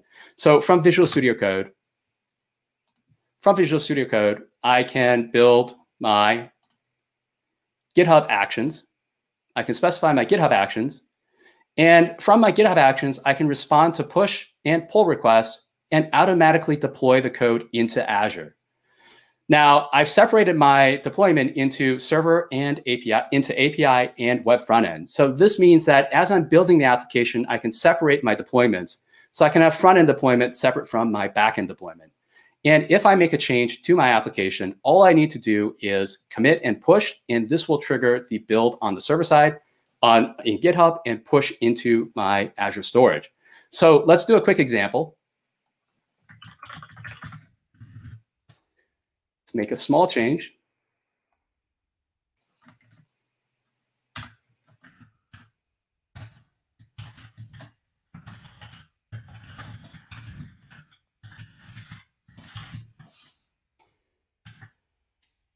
All set, and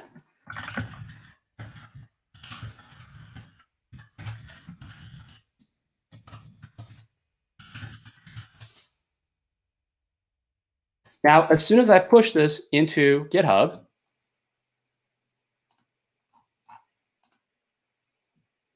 this will trigger an action to start building and deploying the application. And because I've separated my actions from the server side and the front end, I can deploy the two separately. I can deploy just the front end or just the back end based on which side of the application has changed. Now, what's really great about this integration is, of course, if you're using Azure Static Apps, web apps versus Azure Static Websites, right? Azure Static Web Apps pulls all of this together for you automatically. With Azure Static Websites, you have to do a little bit of the work yourself. However, I've taken the initiative and written down how you can set up this type of application yourself from the very beginning, how to build the function app itself to the different commands you need to use to pull all of this together. And one of the key parts of this is during this build process, we can inject secrets into our application that include the API endpoint that we are hitting from the front end, from the static website, our Azure credentials, and our Azure function publish profile. We can take all of our secrets and move them out of the code and inject them at build time. So this code is made open source, and you can download it, and you can start building with it locally. Again, one of the best parts about working with Azure Serverless is that you can build in the language that you like to work with, that you're comfortable building with. You can build it in any environment that you are comfortable with, that you have access to. And there's no cost or commitment to get started and learn these technologies. And of course, the best part is that if you're already an experienced .NET developer, it's incredibly easy to make that shift from your ASP.NET web APIs that you're building today to Azure Serverless APIs that can scale, that have all the benefits of building Azure Serverless solutions. All right. So if you're interested, you have full access to the application at covidcureid.com and, of course, the GitHub repository.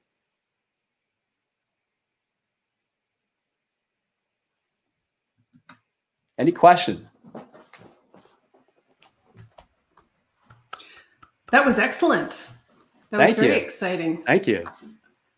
I think most of the questions were actually answered either by you in your session or in the chat already. I didn't see any new ones coming in just yet.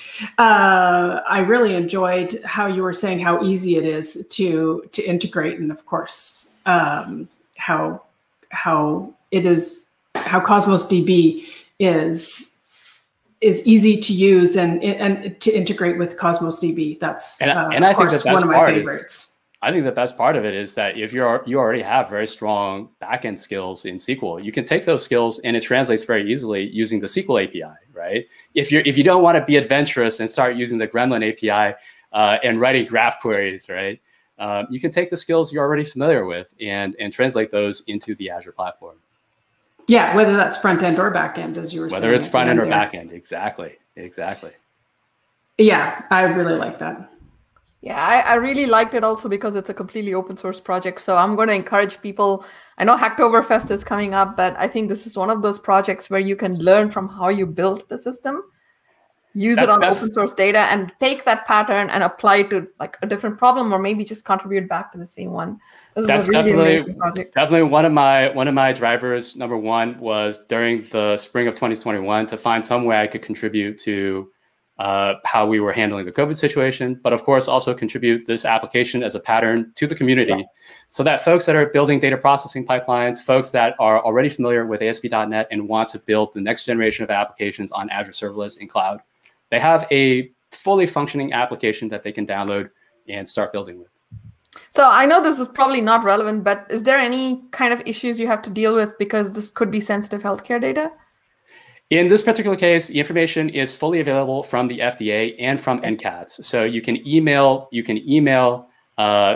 Cure support at nih.gov to get access to the full database, and they will email it to you. You can also access the information through the website.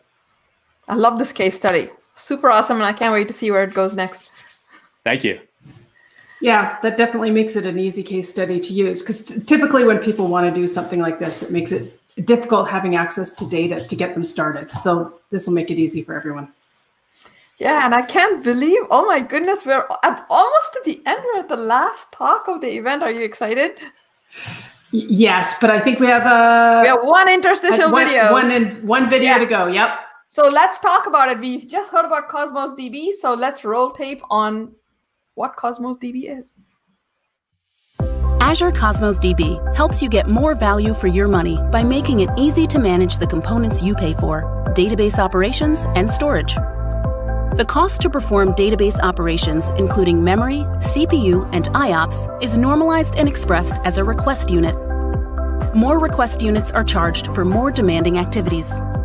For database operations, you can select one of two models, provisioned throughput or serverless consumption.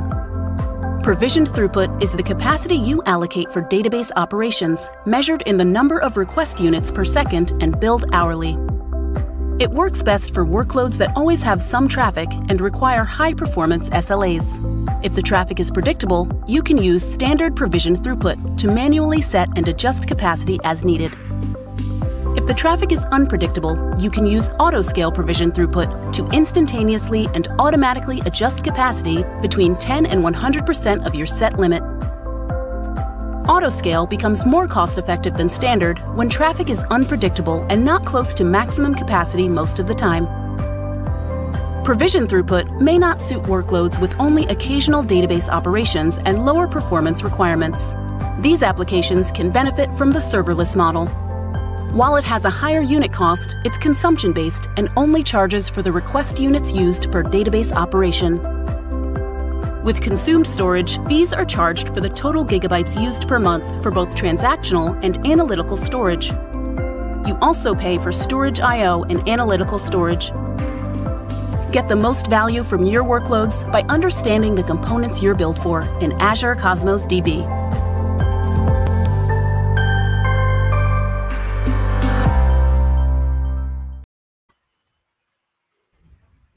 Wow, that was cool. I really love that segment. So, Nydia, what's been your favorite session so far? You know, I have to say, I was blown away by the keynote. So maybe I'm just kind of a little biased, but I almost thought every one of these talks was spectacular for a different reason. I was blown away by the keynote because I could get actionable information from it. Right? It was like we could kind of see it being built. And I really think the use case that they had, which is how do you build an open source community set of tools and kind of use these workflows and technologies? I was looking at it going, this is just very relevant to all the things we're going to try to do because we're now in virtual event space. The second one that I personally, because I work in the mobile web space, I was like, I really like Davide's Jumpstart because I think that that's a great pattern. Labrina's game, I need to go talk to her because I kind of am very curious about how we can use analytics, game analytics, to do different things. Because I think that, you know, although we think about it as like large scale gaming, but I think that behavioral analytics is something that's an interesting area for us to look at. And then just because this was the last conversation that we had, the COVID data, I've kind of like, we just were doing something with data science, and I find these kinds of examples are things that I think people can take and replicate, like fork the project, learn from it, play with the data, kind of build your own dashboards, if you will. So those four stuck out, but all of them, I mean, like we had a great talk from the folks from Dolby as well. I was just like tweeting all the time. How about you? You know, it was really hard to pick one in particular, but there was this theme that went through all of them, that they were all really practical, things that we could, you know, leverage right now in our workplace, things that we could build on and move forward with, and, you know, leverage, you know, pull things out of GitHub, like little tips and tricks that we could use in our workday right now and move forward with, or be able to build upon. Or even if it was something that you hadn't worked with before, you could learn from it. You could grab something off of GitHub. You know, the Davide one with that whole end to end, you know, I was listening to that and I was like, this reminds me of years ago when we used to watch cooking shows and he would just pull something out of the oven and you had something completely baked. And I was like, oh, there's my cake. It's already baked, you know? I know. And shout out to Prashant, because I think there's low code options as well, but that sets up a big challenge for Carlos, because I think he's our last speaker in the session. Hi, Carlos. How are you? Hi, Nydia. Hi, Melody. Great to be here. What a cool presentation. Have you. So I think you're the last speaker, and you're going to talk to us about working with Azure SQL DBs and serverless. Right. So take it away. Thank you very much. Pleasure to be here. What a cool performances of all. But let's start. So my name is Carlos Lopez. I'm a member of the community for the data platform. I'm Microsoft MVP. So today we'll talk about working with Azure SQL in serverless mode. But take into considerations, the agenda is very small, just to talk about the Azure SQL overview, the provisioning, and the considerations that we can take when we are creating on serverless, because it's a great product. It's fit for our serverless game. However, we have to be aware of the considerations, right? To win. So that video of Cosmos is just great, explaining that part as well. So checking the overview on the Microsoft Azure SQL, we can see the prerequisite for using it. You have to have the Azure account, right? The subscription. You can use it. You can manage through Portal, Azure Portal, that is. Today we'll work on Azure CLI most of the time, because I like that mode, to see the commands and not to be switching through the portal. However, we'll see it, but not that much in the portal. Using the Visual Studio Code and the great resources that are there, you can use the Azure SQL Server extension, and you can see it there, and you can use it as Azure Data Studio as well. So that's the way to manage those. And basically, the cloud computing patterns that you can see in that is that you can have a periods of inactivity, and that's great for Azure Serverless, Azure SQL Serverless, that is. When you can see that compute is growing fast and unpredictable bursting, then you can change to another kind of mode that you can select. So this is the patterns that you can see in the cloud. You can see on and off. You can see growing fast, unpredictable bursting, and predictable bursting. So in that matter, that's what we have to be aware of when to choose the selected mode that we need. So it is a good consideration and concern that we need to be. So in terms of creating an Azure SQL, we have 3 ways to use it in a declarative mode. You have to think in a declarative model to use it. So one is the YAML file, using the YAML. The other is seeing the responses through JSON. When you're configuring through the portal, you can see it as JSON, and the responses are through JSON. And the other is using the Azure CLI commands. So whenever you are using through these interfaces, interfacing with the model, you know that the ways to use it. For example, when you're using YAML, you are preparing yourself to use, like maybe for a DevOps, you're preparing a pipeline, for example, to create all the commands to define your creation. So that's a good definition to know when to use it. So you're creating your YAML file. So when you're creating the provisioning model, we'll be using this kind of commands. We'll create the SQL Server. We'll see the response for the list of SQL servers. We can see the DBs and the usage for it. And finally, we will create a database for it. So it is that simple. You just need to create the SQL Server itself, and then you have to create your SQL DB for the SQL Server that you have just created. That's it about it. And finally, you can delete those when you're not using it, since this is designed just to be used when you are when you want it. You can delete it whenever you want, just as easy. So that's a way of doing it. This is a JSON response for when you're creating your SQL Server. So that's another perspective to see it.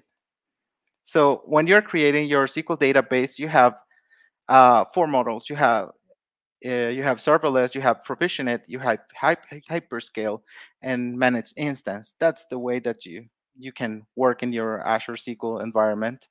Today we will work about the serverless instead of managed instance. That with that you are thinking in the approach of having your SQL Server agent and all the SQL Server system databases as you know and love. However, in serverless it's different. You just have your database per se and your master database. You don't have that engine. You don't have the SQL Server agent, however, but you can automate. You can use your notebooks. You can create a notebook and automate from there. You can execute from there, and also you can use an Elastic job to create it that way. So that's the good things about using the Azure serverless mode. So as we said, the way to work with the Azure serverless is to first you have to define your resource group. Then you have to create the network configuration and firewall rules. You have to define a compute tier that you will use, which is the provisioned or serverless, depending on your resourcing that you need. And you have to define a SQL Elastic pool if you need or not. That depends on. We will not use the Elastic pool right now because we'll work on the serverless mode with a simple resource use. Also, you have to define the storage where you will create those and the compute family that you will work on. Sorry, the Gen 4 is not longer available. It's starting with Gen 5 and upper. So sorry about that. However, it's a good point to say that you can use an Elastic Job agent here also as a feature. However, to automate, which is cool feature, it's important to say. And it is very easy to use. You know, you just have to separate. You just have to use the general purpose license. You just have to select the provision or serverless mode, depending on what your intentions, and to select the family or hardware family that you need. And that's all. That's all to start. So basic characteristics is that you can auto pause, you can select your service objective, you can auto scale, and you can define your service pool for the database if you want to create. So this is an important part when you are on SQL DB scenarios. For serverless, you have to identify if your server database is going to have an intermittent use, or you will have inactivity periods to save costs. So that's very important to know, because then you will be a good fit for serverless.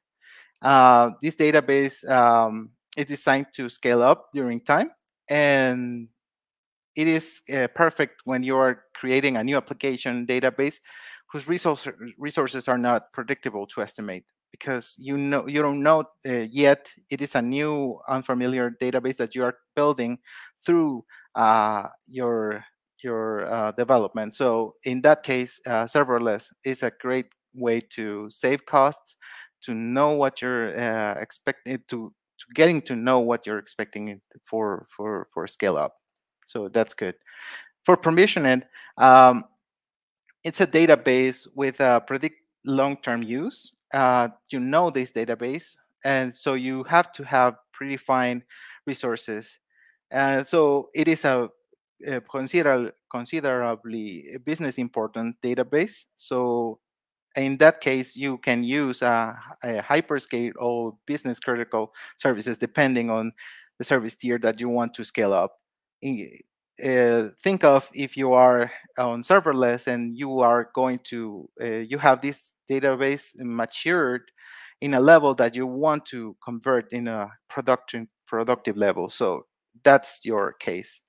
And you cannot tolerate delays on auto resume or auto put actions because there's already clients or connections there. So you're not longer thinking on developers, you're thinking on users. So in that case, you cannot tolerate delays. In that case, you need to scale up. Cannot tolerate constant memory claims, and which are the perfect fits for the serverless, because these are the consumption that allows us to save cost there. So in that case, provision is perfect for you, and the different DBs within the resource group sharing an elastic pool can be a match for you.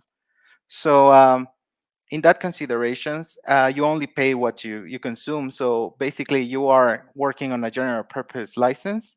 You have max memory allocation for 3 gigabytes per core. Thinking on Azure Serverless, of course, and you have 40 vCores on Max Serverless, and you may experiment a delay when you are on auto pause. So basically, it's for saving cost, of course, but you have to think on that the way that it is, the architecture is thought for save cost. So basically, in terms of performance, it is important to know features that can help us. So and this is a good one. This is Azure SQL Insights, which is especially designed for Azure to monitor your database. How it works is that it uses your DMVs and collects all and transports the information to a Linux VM to start where it stores your DMV data, metadata, and collects all these time series DB in a time series DB. So basically, what you're paying there for this feature is not exactly the use of the feature. It's just that you need to have this Linux VM where you are hosting this feature. So, but it's cool because you can transport all these DMVs that that you will only have when your SQL Server agent is running. Your time series DB will collect those using this kind of feature, having this Azure Monitor agent and having all these workloads managed by this Telegraph agent that will move this through through your monitor. So that's cool. So basically, with that, Azure SQL DB comes with great responsibility to use. So let's go to the demo to see and create a database really fast and see how it responds. Let's go here to the Visual Studio Code and see the commands that we were talking about. The first one will query out with the Azure group list, and you can query the location. You can query through the JSON describing your resources. You can see the naming here. So I have already created a resource group for the server. So here is the details for it, and tells you the resource that you use. So in terms of creation, a resource group is that easy. Just you have to dedicate the location where you want it and the resource group name. So that's easy as that, and create it just as easy as that. For the next command, you can almost easy to delete as it created. So, but it has to be told that we want to delete. Okay, so in terms of SQL Server creation, we need to have already have a resource group, and then we will create a SQL Server. Since it is a little bit slow, I will create a new bash, and with that, I will execute creation of 4 SQL servers. Let's see how it goes. Just in a flash. Let's see if it takes a little bit of time. Oh, resource group list. Oh, already, because I delete those. Okay. Sorry about that. I didn't see the delete. Okay, no worries. It responds a little bit slower, but surely. I know it's my mistake. Let's change it to 1. Just as easy as that, you're creating 4 SQL servers, and then it responded real fast, the first one. And when it's cooking, we can see another kind of usage of that. We can another operation that we can do is copy the database. So since it is still running the creation, we'll create another bash, and we will copy one of the we already have. In this case, we'll copy a database for the resource group, the name of the database that we have, the server that we have, and the database that we are trying to move, and the destination to move it through. Let's see.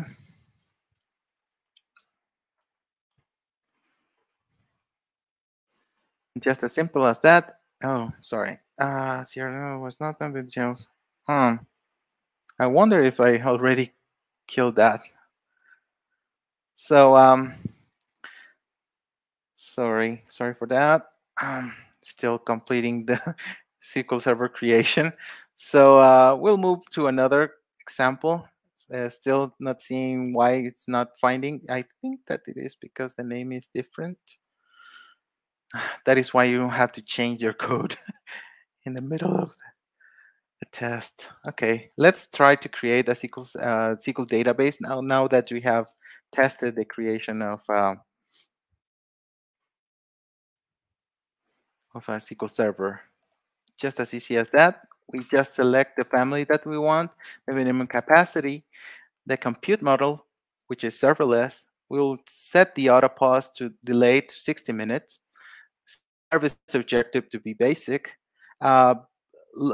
storage redundancy to be local, and the collation for the database we'll set to CP1 CIAS. So with that, we'll execute, and with that, we'll create a SQL database for the server. We have more examples, as you see.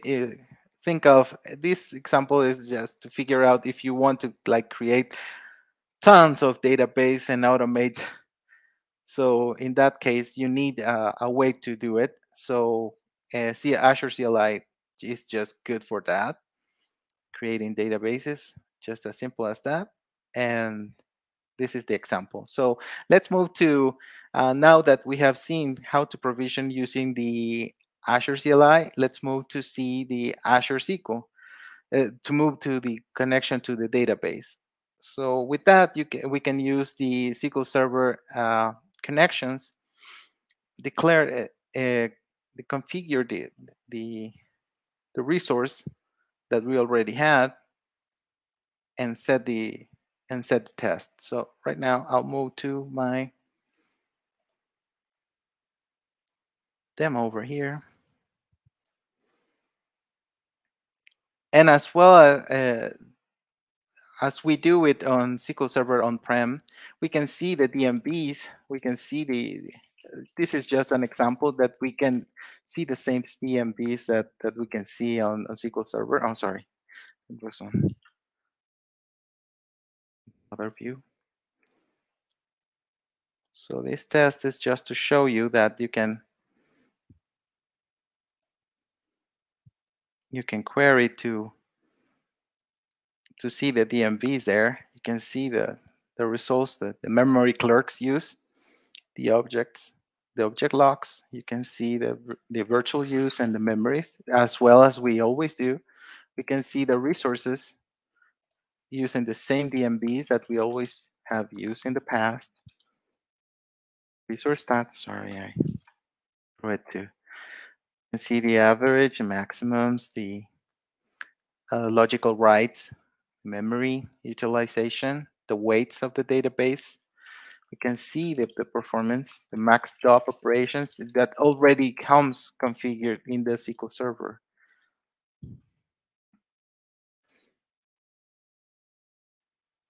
Right? So what we're seeing here is the total wake times. We can see the parameters for the database that are already configured. We can see the plans. If we are DBAs, we are always thinking of these kind of features, how to look at things.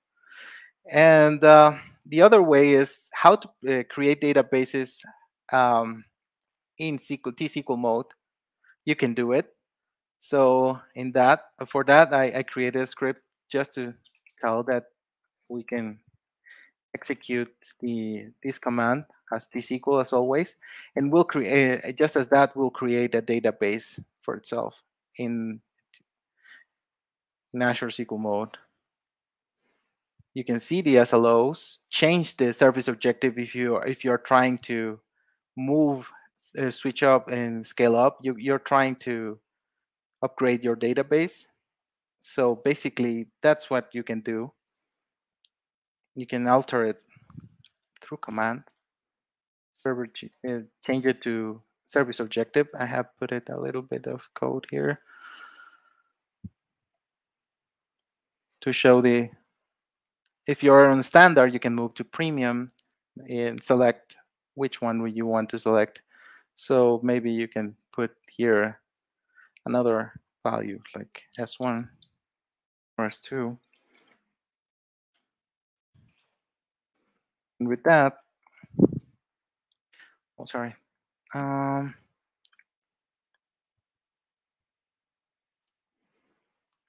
request. Oh, okay. We change it to 0. Like it lost connection, I think.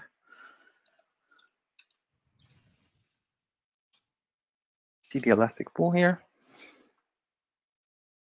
The database itself. You can see the general purpose edition. We can see the service objective and the SLO that is already working on here.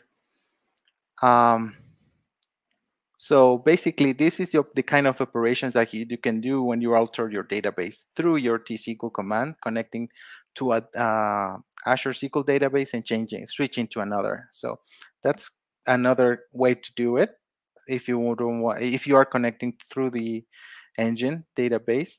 So let's take a look around how it's looking in the SQL Server databases that we created here. So let's refresh here. See if it created new ones already. Takes a little bit of time. Yeah, it already created 99. We can see the databases that as well as we can see the SQL. Let's see the resource groups.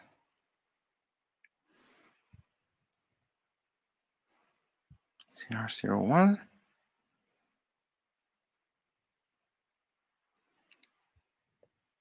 So basically, it had created 4 SQL servers and 2 databases in all that we have done, basically with simple commands in Azure CLI and T-SQL.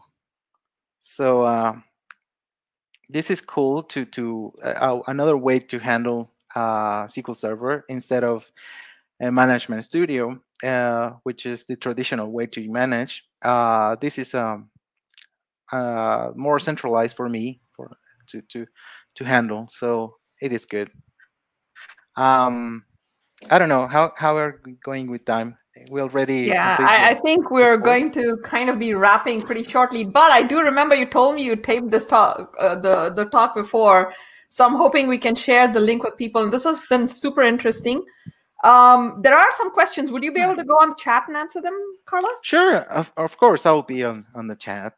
Awesome. Thank you so much. I think we will be dropping very soon. So Melody, before we kind of wrap, I think huge thanks to all our speakers and to our audiences from all over. But I guess we have a few calls to action. Absolutely. We want to make sure that you check out all those great sessions. They'll be on demand, and you can check them out at the homepage or aka.ms/Azure Serverless Conf. That'll be put in the chat for you to click on. Or you can learn more about the Skills Challenge and compete to get your name on the leaderboard. Visit the homepage or aka.ms/Azure Serverless Conf/challenge. Also, you can also go back to our homepage and catch our next stream for the Asia time zone this evening, or get up early tomorrow morning and watch the European stream, or you can watch the live stream on demand. That's right, 20 hours of this. This is going to be awesome. So don't forget to go bookmark those sites, and we hope you got a lot out of this. Share your comments with us on Azure Serverless Conf, and thank you so much. Thanks for joining us. Hope to see you again all next year.